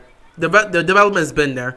At the same time, Lamar has played bad, but the development has been there. There was clear development. When the team was out there showing the development through the first 5 weeks, we weren't saying this. Now that the team's been bad, I'm not finna deal with the whole thing. The development's been there. It's clear. Just because the team isn't performing well. There's a difference between not having the development and just not playing well. They're not playing well. That's it. Because when Lamar wasn't showing the development in previous years, the Ravens offense was still playing well. So even though he wasn't that developed as a passer, we were still playing well. This isn't a situation as to whether or not he's developed as a passer. This is a situation where they're just not playing good football. Those are two different things. Two different things. Last year when they were throwing up, well, we weren't developing as a passer. Lamar was still playing well offensively. The team was still playing well offensively, and there was a difference. This year, we're just not playing well. There's a difference between not showing the development and just not playing good football. Lamar's just not playing good football. It's as simple as that. The development's been there. We've seen it plenty of times throughout the season. He and the offense are just not playing good football. It's as simple as that. They're just not playing good football. Yeah, that is true, Mustang. We're entitled to our opinions. I mean, if you feel that he's not developed as a passer, I'm not going to tell you you're wrong. I'm just saying from what I've seen the development from him. However, they're not playing good. It's as simple as that. They're just not playing good. Last year and previous years, when we said he needed to develop as a passer, the development was still needed there, but they were still scoring on offense. They were still making plays. Lamar was throwing for like 150 yards, 160 yards here and there, but we were still scoring on offense and making plays. This year, what we're seeing right now, the offense just isn't playing well at all. That's just it. It's just not playing well. And there's a difference. But I can see where you're coming from. I don't disagree with your take, and I'm not saying you're wrong. Everyone's got their own opinion of it. So I'm not sitting there and disagreeing with you. I'm just saying from what I've seen the development from him. But it's just been a situation where they're just not playing well. 13-9 game. Lamar rolled his ankle. Not surprised. Don't worry, Mustang. I'm frustrated too. I've been frustrated left, right, up, and down. I'm so tired of watching this Ravens offense continue to play like this and nothing changing. Nothing changing. You streaming Broncos Chiefs. I'll definitely be looking towards streaming Sunday Night Football. At some point, maybe we need a meeting. Maybe they need a meet up. I need a meeting. I need these guys to get together, talk, and figure this crap out. Do you think we're like last year's Steelers? No. Because last year's Steelers, for 11 straight weeks, everyone really looked at them like they were the best team in football. They were like finding ways to win in a way no one was expecting it, and they were the number one seed. I wouldn't say that. We're similar, but there have been clear indications. The Dolphins game was a clear indication of the weakness. With Pittsburgh, those first 11 weeks, nobody saw the weaknesses. Nobody saw the weaknesses those first 11 weeks. It wasn't until that 11th win. That 11th win, which I believe it was just, what was against Baltimore, that 11th win where they got that, all of a sudden we started to see cracks. But throughout the first 11 weeks, we weren't really seeing the issues that team had. Meanwhile, with Baltimore, we've seen plenty of times with the issues. The Cincy, look at this. The Cincy game, the Dolphins game, week 1 against the Raiders. We've seen the issues Baltimore has had. With that Steelers team last year, we didn't see that. This year, with this team, we're seeing the issues, which is why everyone's confused as to why this is the number 1 seed right now. I would love to see Lamar just throw the ball away, but he's always trying to make big plays here and there. Also, I'm pretty sure the defense is starting to get tired because we keep ending drives here. Heineke almost sold. Oh, my God, I forgot. What's happening with this game? Come on, Washington. Hold up. So the Raiders kicked the field goal. 59 seconds left. 1st and 10 here. Washington's at the Las Vegas 40. All they need to do is run the ball. Please, just run the ball and get it done. All y'all need to do is run the ball. Washington, just run the ball. You are within the cusp of field goal range. You don't need to do that much. 2nd and 2 here.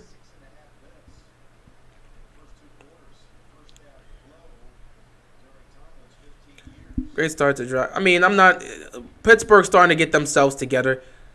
That's not even a surprise at this point. Baltimore is such an inconsistent mess. I don't even know what to make of them.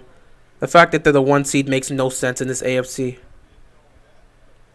2nd and 2 here. What else is new? If they score a touchdown here, they score a touchdown here. I'm not even, like, mad anymore. This is what the Ravens want to be. By all means, keep playing like this and see what that's going to get you.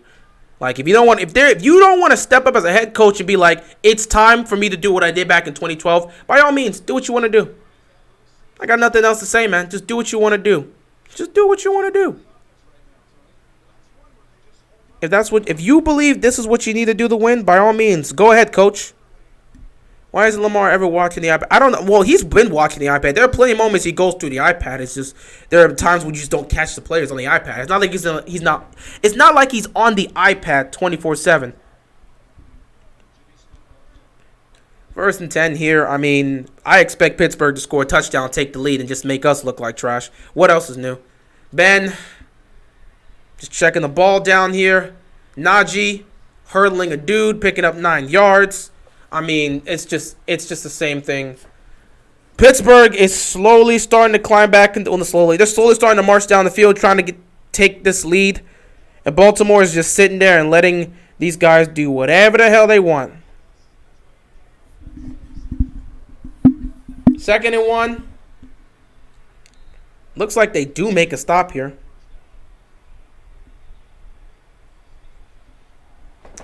No, they don't make a stop. They pick up the 1st down.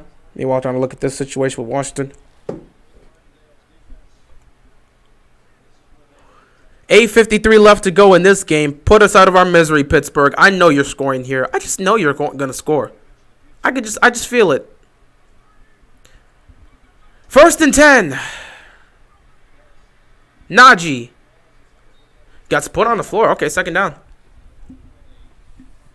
Dafe always making plays.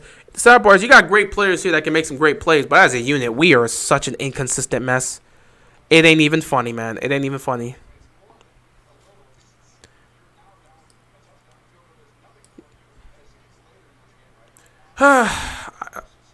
Together, the whole AFC conference is doing terrible this year. It's weird. I mean, at least it seems like the NFC is more top-heavy, but the AFC is more competitive, and I don't even know if that's a good or bad thing at this point. Damn it, 4th and 1, they got to go for that there. This is basically the game. Timeout here. 7:59 left to go in this game.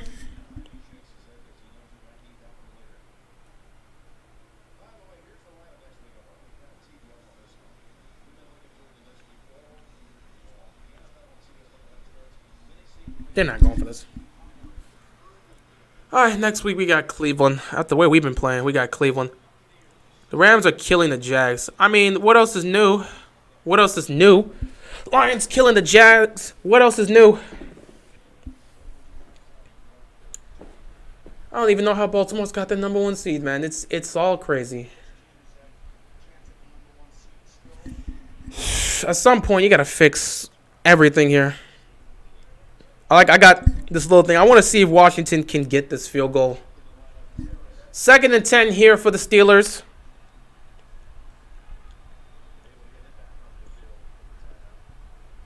They took a timeout here, so I probably didn't like what they saw there. Quick throw here to Najee Harris on 2nd down. They're going to make the tackle. He's going to pick up maybe 2 yards. Meanwhile, Washington's trying to hit this 48-yard field goal attempt. And if they can get it, they will take the lead. There's still 42 seconds left, so who knows? But they can get this here. Here we go. Oh, he made it. He made it. Washington takes the lead. Woo! Okay, 37 seconds left. Let's just see if the Washington's defense can make the stop. Meanwhile, we got a 3rd and 8 here. Hopefully they don't give up a touchdown, make my day better. Oh, going for Washington. Can't get it done. 4th down and 8 here. So now they're going to have to kick the field goal. Both these teams, man, if both these teams make the playoffs, good luck going far with either one of these teams, man. But, I mean, Ben's got the experience, but, still, they can't keep playing like this every week. In Baltimore, you got the number 1 seed, but you playing like that? I don't know what to tell you. 4th and 8 here. This is how much is this? A 43-yard field goal here for Boswell, and he's not going to miss. So, it's back to a 1-point game here. Every game is a heart attack. Pretty much. Do you think if we go to the playoffs, we will change it up? Where? You can't just switch up on the dime and just assume everything is going to right. You have to practice that, and execution is a huge part. Where are they going to just switch it up? So, no, I don't think they're just going to change it up. Because where are you going to switch from everything you've been doing in the regular season for weeks, not for weeks, for months, and then switch it up? No. Yeah, they got the field goal. They're up 17-15. All they need to do is make us stop. It ain't Harbaugh. Well, I mean, obviously Harbaugh's the head coach. We're looking at him because he's not making the moves to get it done. Bruh, Harbaugh, look at the state of your offense. Look at where you are in the seedings. Look at the situation. Maybe you got to make a coaching change. Maybe something's got to change, man. You're the head coach. You have the power to do so. Make the change. When will the Ravens offense figure something out? I have no clue. Please, go. If you know when, please tell me. I do not know the answer to that question. I can't help you here. The offense is trash, and the O-line is starting to make me mad. Lamar is our only offense. I beg you, Steve Scotty, fire Greg Roman. What can they switch up? I don't think they can switch anything up, really. No flag, no flag, no flag, no flag. No flag. Woo! 22 seconds left here. Come on, Washington. Hold up. Harbaugh needs to step up and demote Roman. He's not going to. Why did we even hire Greg Roman? He was here as our... Well, Greg Roman was originally our running coordinator. He was our running coordinator, and he ended up getting promoted. We fired Marty Morningweg and promoted Greg Roman to be our offensive coordinator. So he was just only here as the running coordinator, and then we just ended up promoting him to offensive coordinator. So that's how it happened. I'm hoping we keep getting lucky wins so we can get the first round bye, and somehow, yeah, we could just hope and pray. That's when you gotta sit there and say, I hope and pray we can do this when it comes to sports, you're already down bad. That just means it's no. It's different if it's like, I pray we can just make this play when the game's happening. But if you gotta hope and pray that your offense somehow gets it together magically, you know you're in trouble. If you were a coach, where would you first start on that Ravens really needing fix? The offensive line, first of all, would need to be... First of all, if I was the head coach, Greg Roman is gone. T. Martin, I'm going to test T. Martin and see what he can do. We need to start getting creative. Secondly, first thing, I'm promoting T. Martin. Secondly, I'm putting Lamar under. We're going to start practicing. We're putting Lamar under center, and I need to start rolling him out. Give him space. The offensive line is the offensive line. You can't improve or you can't make it better. You can't make it worse. It is what it is. But I'm trying to give extra time and space for Lamar to try and look for something downfield. I believe in T. Martin and Keith Williams in their scheme. I'm going to lean more towards them to figure out that passing game. But I'm putting T. Martin as my offensive coordinator to make the play calls. I'm putting Lamar under center to roll him out and get time. And offensively, with the offensive line, at this point, there's not much. They didn't make any moves during the trade deadline. There's nothing you can really do at this point to fix this O-line. So the best thing I could do is add support. I mean, obviously, I could add Patrick Ricard and Nick Boyle and really have them kind of space it out for the most part. 10 seconds left here, man. All Washington has to do is just hold for 10 more seconds. Don't give them up. Don't give up a big play. Do not give up a big play, Washington. 10 seconds left here. Obviously, he's looking for the big play. He's rolling. Oh, he's just going to dump it off. 3, 2 seconds left. All left is a Hail Mary. If Washington could hold for a Hail Mary, they'll win and go to 500. 1st and 10 here. 7:18 left. I mean, you don't really have a lead here. If we give the ball back to Pittsburgh, they will definitely score. Play action, Lamar firing to Sammy Watkins, and obviously it's not caught. I mean, why would it be caught? Why would you assume you throw to your receiver and it's going to be caught? 2 seconds left here with Washington. Hold this up, man. Let's get to 6-6. Yeah, that was a low throw and a tough catch, but still, Sammy's made catches like that before. He's made tougher catches than that. 2 seconds left. They're going for the Hail Mary. Washington, I kid you not. Don't give it up. Don't give it up. Incomplete. Washington's going to win. Washington is going to win. Washington's going to win. Washington is going to win. They're going to go 6-6. 2nd and 10. Lamar is going to get... Look at this. Just getting sacked. Please put this... Get them off the screen and save me the pain of having to deal with them. At the end of the day, Washington got a W. I can at least be happy about that. Get them off my screen, please. This offense is nauseous. Phillips getting bullied. They can't block. They can't protect. They can't do anything.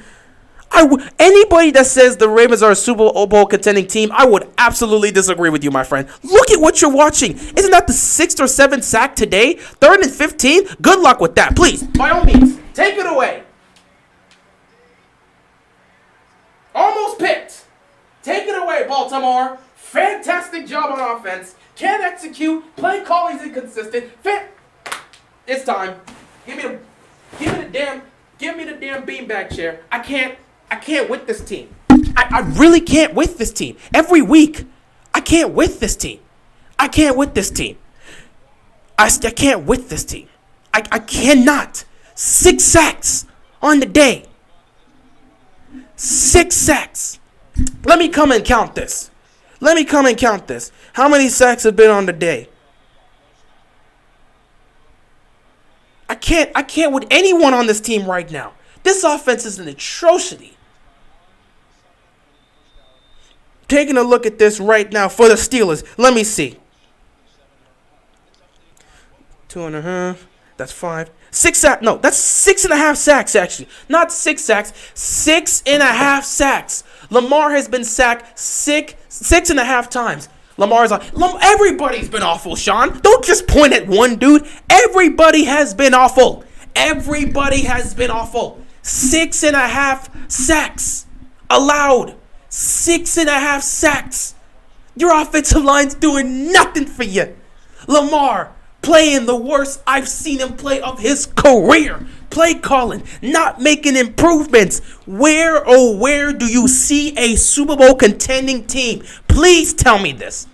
And don't just blow smoke and be like, well, we're Ravens fans. Oh, man, you got to believe in the Ravens. Look at the team. Where do you see Super Bowl contending team when you watch this unit? Where? I tell you where. Where? Please. They don't scream Super Bowl. This team? They're hanging on to a freaking thread at this point. Oh, my God. I wouldn't say worst. Well, one of the worst. Oh, my God. Where do you see a Super Bowl contending team from this unit? Ben hasn't been touched once today. Lamar's been sacked 6.5 times. Another first down given up. I can't with this team. I can't. Another first down picked up. 5 minutes left to go in this game. We're getting ready to lose. I mean, this is just disgraceful on all fashions. Pathetic all around. Lamar is playing the worst football I've seen him play of his career. He looks lost out there. Lamar's playing terrible. Receivers aren't catching the damn ball. Offensive line can't block a nosebleed. Play calling's been inconsistent left and right. Where do you see a Super Bowl contending team? Oh, great. Josh Bynes is injured. Just go ahead. Go ahead. Just go ahead. Please. Just please. That's just football gods. You just want to see the end. Just put us out of our misery, man. Go ahead.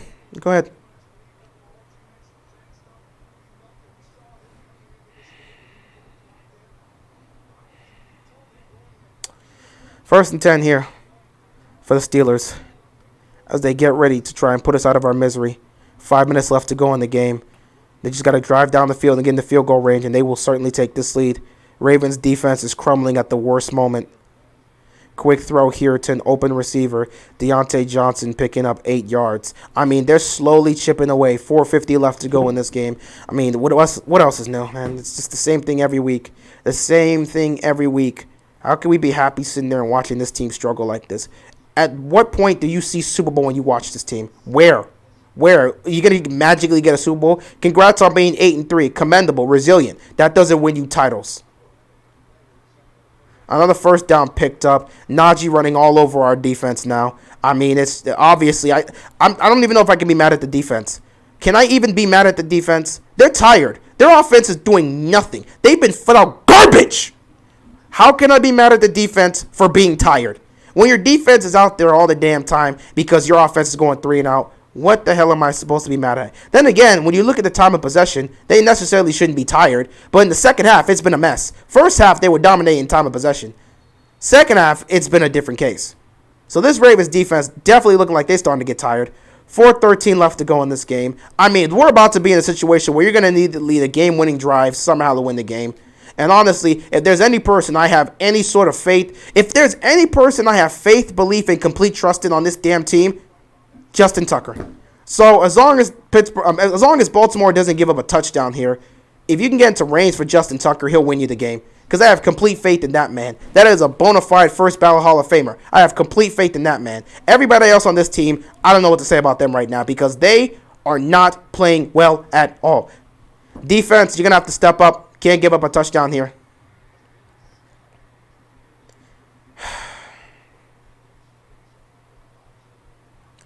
Third and 2 here for the Steelers.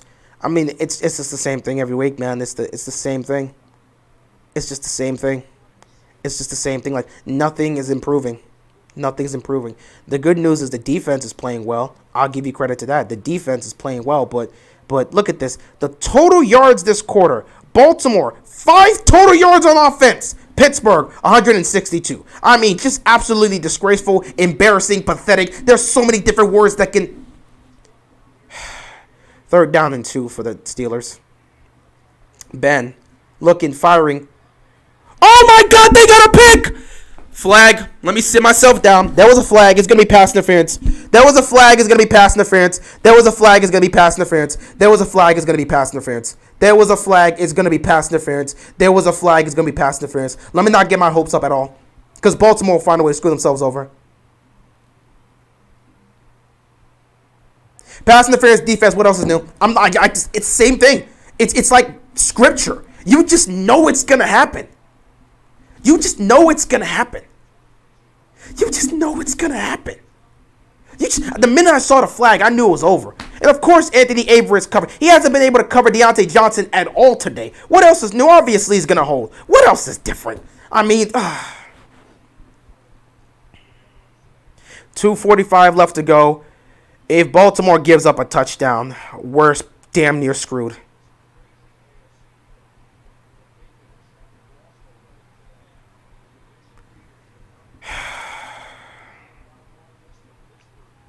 Let me get up and start addressing some of these comments, I guess. I don't know. I technically got a job to do, I guess. We have 5 total yards of offense in the fourth quarter right now. I mean, this is just disgusting. This is just disgusting. I can't even believe I'm watching this team. Look at this disgraceful performance. Look at this disgraceful. Please just put me out of my misery, man. I'm so tired of seeing this every single damn week. At least Washington won today. That's a good thing for me. Washington won. They're 6-6. They control their own destiny because right now they're in the playoffs. If they keep winning, that's cool. But look at this. We're heading into the 2-minute warning.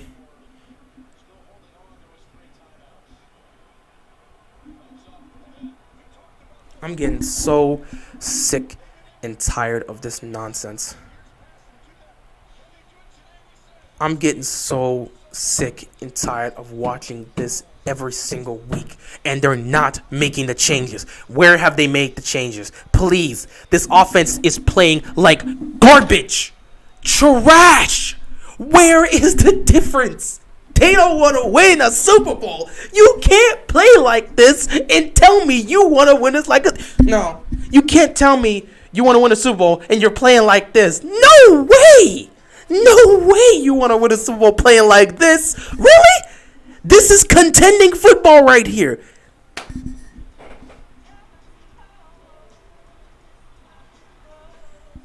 You can sit back and do whatever you want and talk about what you got to do and what you got to do and how you got to handle and what you got to take care of, but you're not doing it. And that's the problem. You're not doing it. Offensive line's got to execute. We got to get it together. Okay, so what are you doing to do that? When are you going to get it together? Have you shown any improvements? Because that's 6.5 sacks today say you haven't. And it's not all your fault. But 6.5 sacks, you were responsible for 4 of those.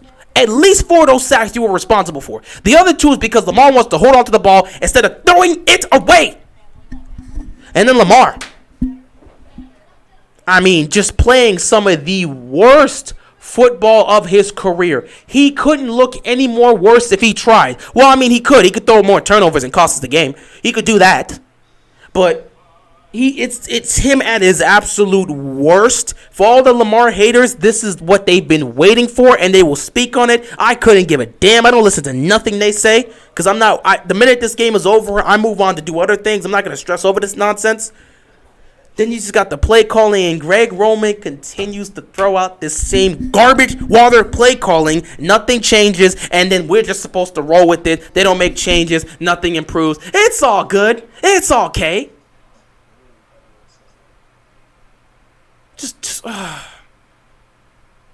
If he leaves, that's his choice. At this point, if he leaves, that's his choice.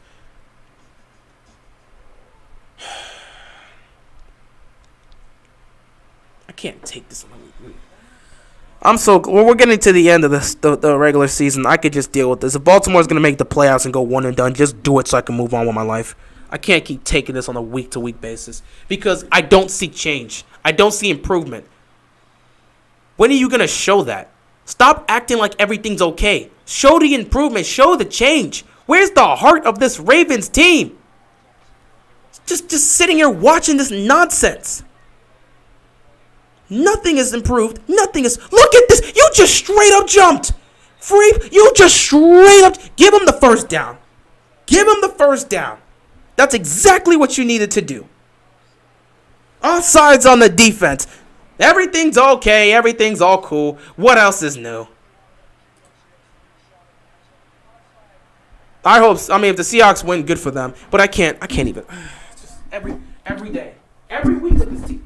Every week with this team. Every week. And then I got Ravens fans that expect me to just be positive and ignore all of this. Where are you Ravens fans getting this belief that this team is going to be going to the Super Bowl with the way they're playing right now? What have they shown you that says, oh, they can? Oh, they're resilient. Congrats. I love how they've been resilient. I've spoken on them being resilient. But being resilient isn't enough to take you to the damn Super Bowl. At some point, you need to make improvements somewhere. You can't keep putting up 13 points of offense and assume you can get to a Super Bowl playing like that. First and goal. They're going to hand it to Najee. He's going to be knocked down. Once again, we have to have our defense try to bail us out here. Obviously, because it's first and goal now, you can utilize your timeouts. Either Pittsburgh scores a touchdown or Baltimore stops them and they kick a field goal. This is a perfect situation for Baltimore to get the ball back and try to go down the field to score and win the game. That's all you can hope for. So I guess technically, if you look at it, Chuck Clark jumping off sides was the best thing to happen to Baltimore. Now, with their 3 timeouts, either Pittsburgh's going to score a touchdown or Baltimore's using all 3 of the timeouts to stop the clock and force them to kick a field goal. And at that point, we'll know either whether or not Baltimore needs to go down the field to score a field goal or they need to go down the field to score a touchdown.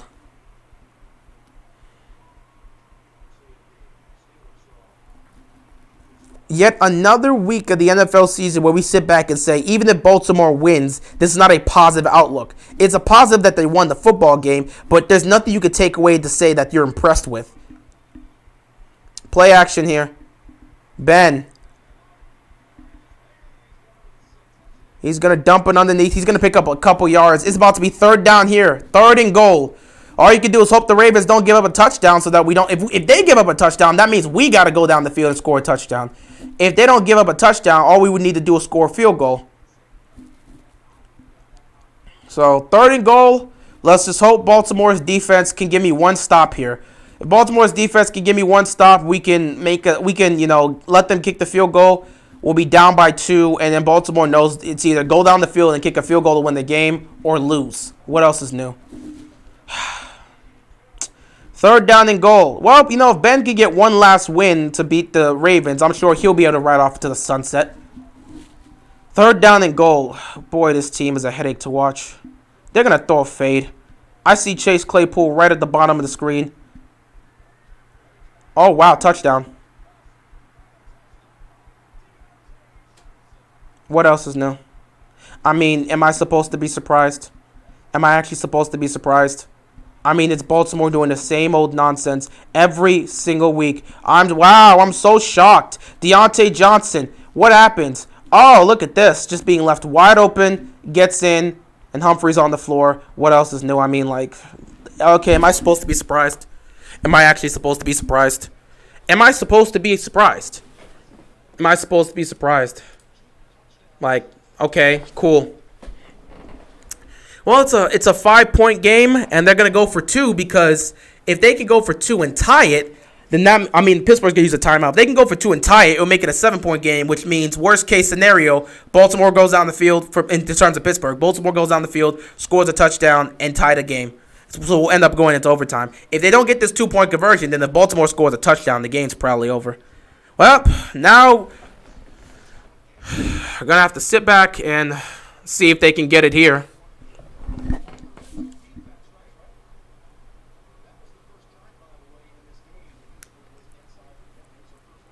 Do you think the defense can at least try to make a stop here so we don't give up that? Deontay Johnson, 8 catches, 105 yards, and 2 touchdowns. Absolutely pissing on this Ravens secondary. What else is new? I can't even. I don't think I have the energy, guys. I'm going to just sit back and watch this mess. They're 0-2 on 2-point attempts this year. Watch them get this one. Look at this dude, wide open. Didn't even try. Give it to the Steelers. I'm done today. I don't want to deal with any more of this crap. Please, just end the game for me. I'm so sick and tired of this. Please end the game for me. I am so tired. I don't want to go into overtime. I'm begging you, put this game away. I don't want to deal with this anymore. Every week, it's the same nonsense. They're not winning a damn Super Bowl playing like this.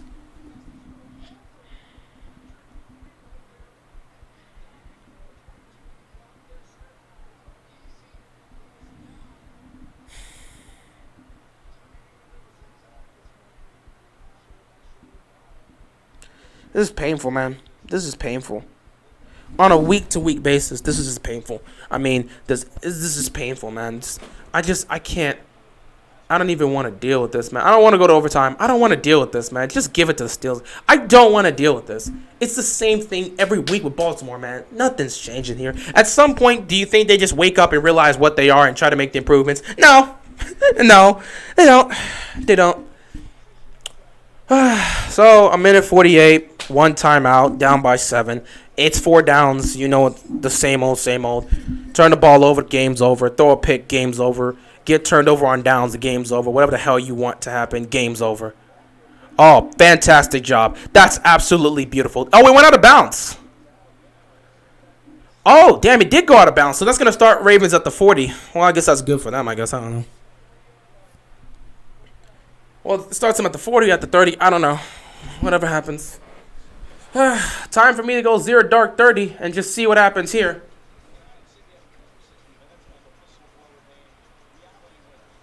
I can't. He should have had 3 touchdowns. He's been cooking them. You already know the 2 guys you have to worry for, Deontay Johnson and Chase Claypool. I said watch out for them. You couldn't stop Chase Claypool. What else is new? So the Ravens get to start at the 40-yard line.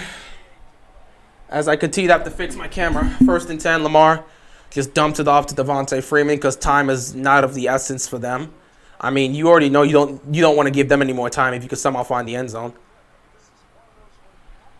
2nd down and 5.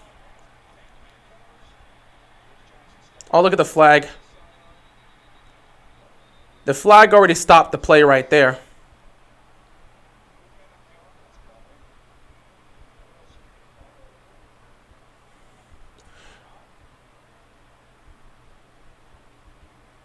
What is this flag for?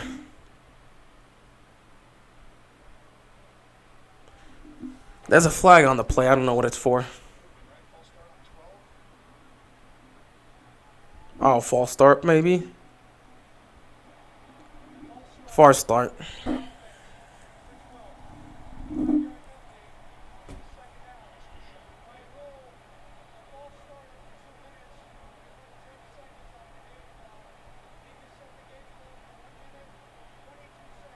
This is painful to watch.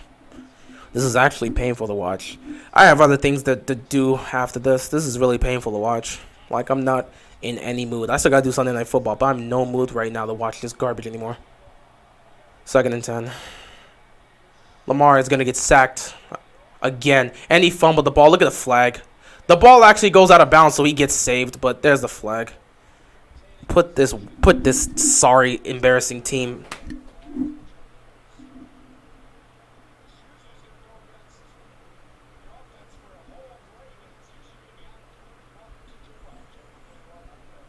I'm so disgusted with what I'm seeing.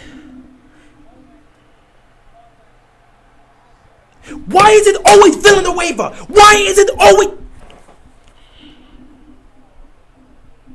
It's the same dude every single time? Every time Villanueva, really?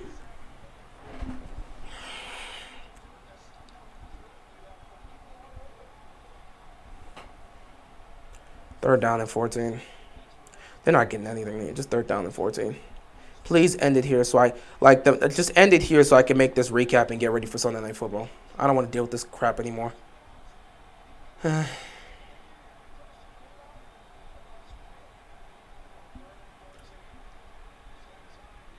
Lamar finds Hollywood, picks up the first down. Minute left to go in the game. They're trying to get themselves set. They're going to have to march like 42 yards to get into the end zone and tie this up. Maybe. 52 seconds left to go on the clock. Lamar takes a snap. Firing over the middle. Devin Duvernay wide open. They're just giving up a lot of yards. I don't know what Pittsburgh's defense is doing right now. They're not even trying to make a stop.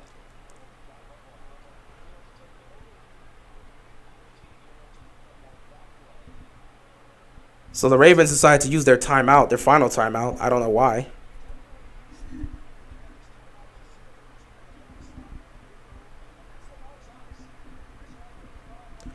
Hey, well, the Ravens moving the ball down the field, I guess.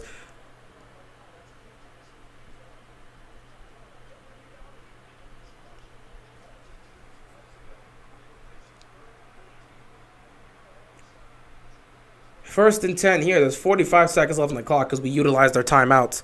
Oh, boy! First and 10 for the Ravens. They're at the Pittsburgh 24-yard line. Lamar takes the snap, throws it to Sammy Watkins, who picks up the first down. And the clock is just going to continue to tick. Please let the clock continue to tick, because if somehow you get a touchdown, you don't want to give Pittsburgh any chance. If we're going into overtime, we're going into overtime. Under 30 seconds left to go here, because it's the same old nonsense with us every single year, every single week. Lamar fires to Andrews, throws it in the dirt. Second and 10, 20 seconds left on the clock.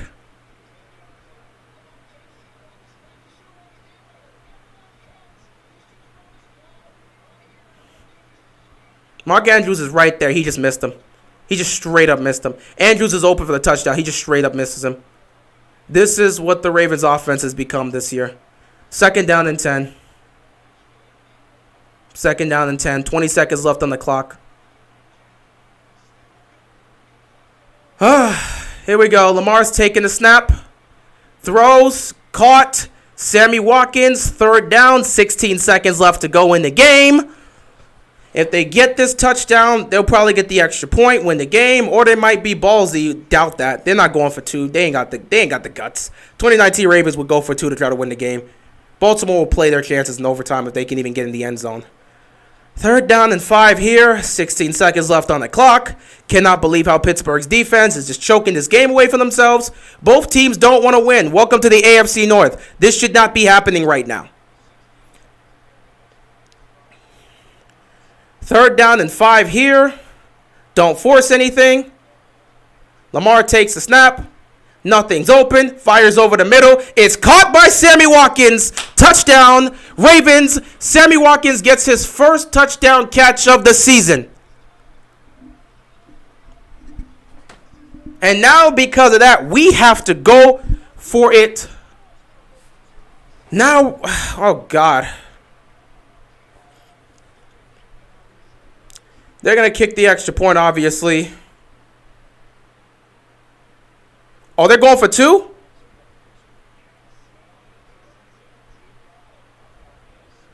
The Ravens want to be gutsy and go for two here. Honestly, I'm fine with that. I don't want to go into overtime. I do not want to go into overtime. Pittsburgh's going to call a timeout. They're going to go for two. I don't want to go into overtime.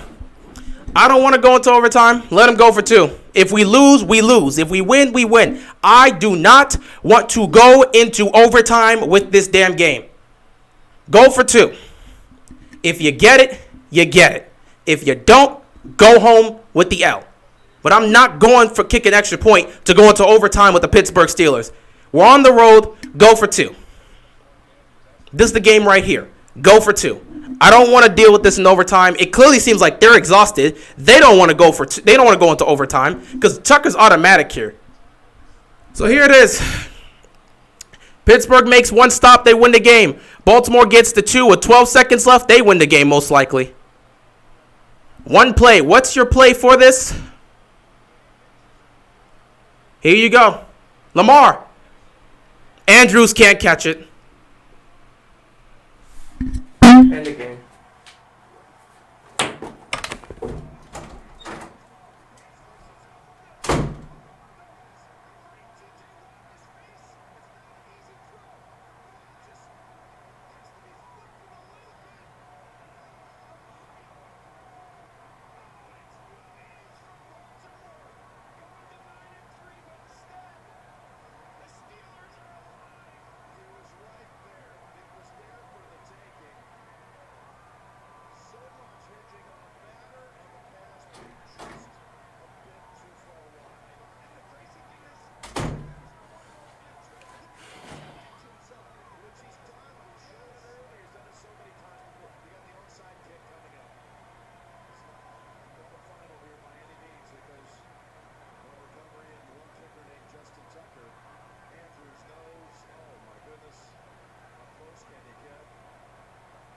I'm tired of this, man.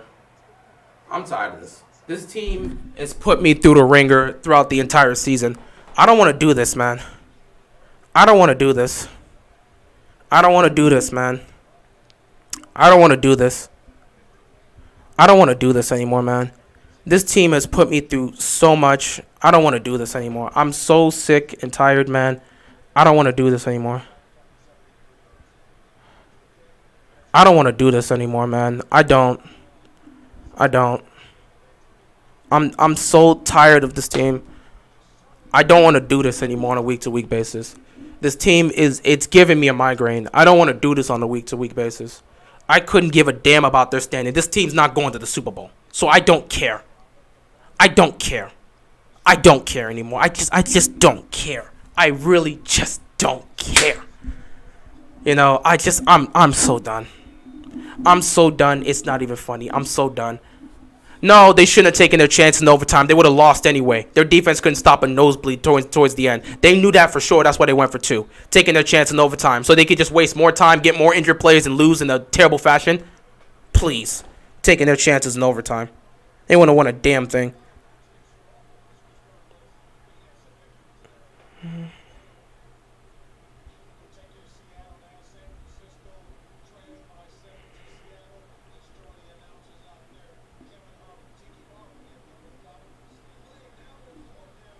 I'm just tired, man. I'm just tired.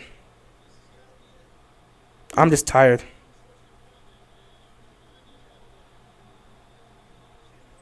I'm really just tired.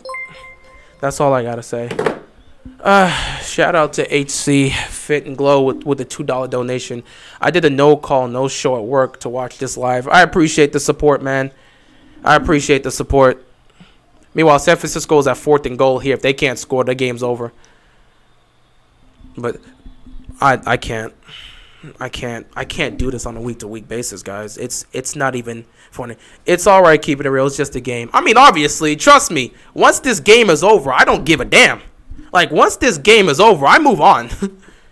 I don't deal with this. What I do is once this game is over, you guys see, you're not seeing me upload that much because I'm like, I take some time to go do other things that I like and take care of other business. I'm not going to let this team hold me up, man. I'm not. I don't want to deal with this crap every single week, so I'm just not going to put myself through it, man. But every Sunday, I have to sit here and watch this nonsense, so I'm not playing the if games. They lost. You can play the if games all you want. They lost. I'm not doing that. I don't care. I'm not doing that. Hey. Like, I'm not doing that. Execution, disgraceful. Play calling, inconsistent. Offensive line play, disgraceful. Quarterback play, mediocre right now. Everything's just bad. Seahawks win the game. I can't even.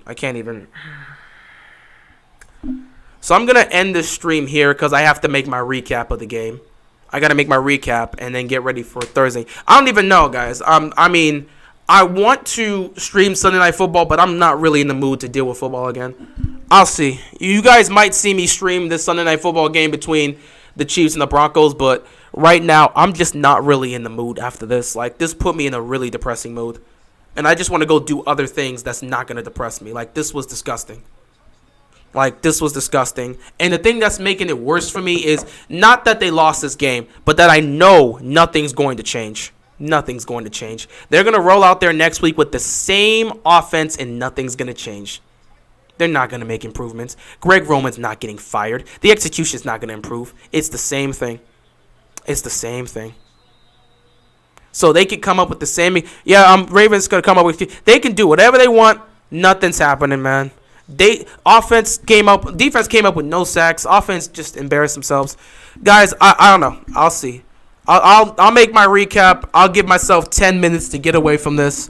I'm gonna make my recap real quick, get that uploaded, and then I'll see where my mental state is because I'm not sure if I want to sit back and do Sunday Night Football after a game like this. Like, I'm really in a depressing mood right now. I want to go do some other things to make me happy. You know, I'm gonna go watch something. I'm gonna go listen to music. I'm gonna go read something. I don't know. Maybe I can't promise anything. Maybe you might see me in the second half of the Chiefs Broncos game. I don't know, man. I can't because after I leave here, I have to go make my recap video, and I'm so disgusted with this team right now. Honestly, I don't even want to watch this team moving forward with how they're playing. But I'm going to keep doing that, which is going to continue to hurt me. I can't right now. I can't. Because I know for sure nothing's going to change. Nothing's going to change. It's going to be the same thing next week. They're going to roll out and do the same crap against Cleveland, and it's going to be another heartbreaking type of situation. Whether they win or lose, it's going to come down the wire, and I just don't want to deal with it. But, yeah, I appreciate you guys stopping by. For all the Steeler fans, congratulations on getting the win. I guess that's a positive for you guys, but you're not going anywhere in the postseason. We're not going anywhere in the postseason. Not much has changed for either team right now. Let's both just sit back and just deal with the rest of football for the rest of the season. Just see what happens, man. I just don't even know, man. But that being said, Ravens flock, do what you got to do, man. Do what you got to do to go relax yourself and figure some stuff out. I'm going to just let this go. With that being said, I appreciate you guys. That is all I got. And I'm out of here, man. Peace.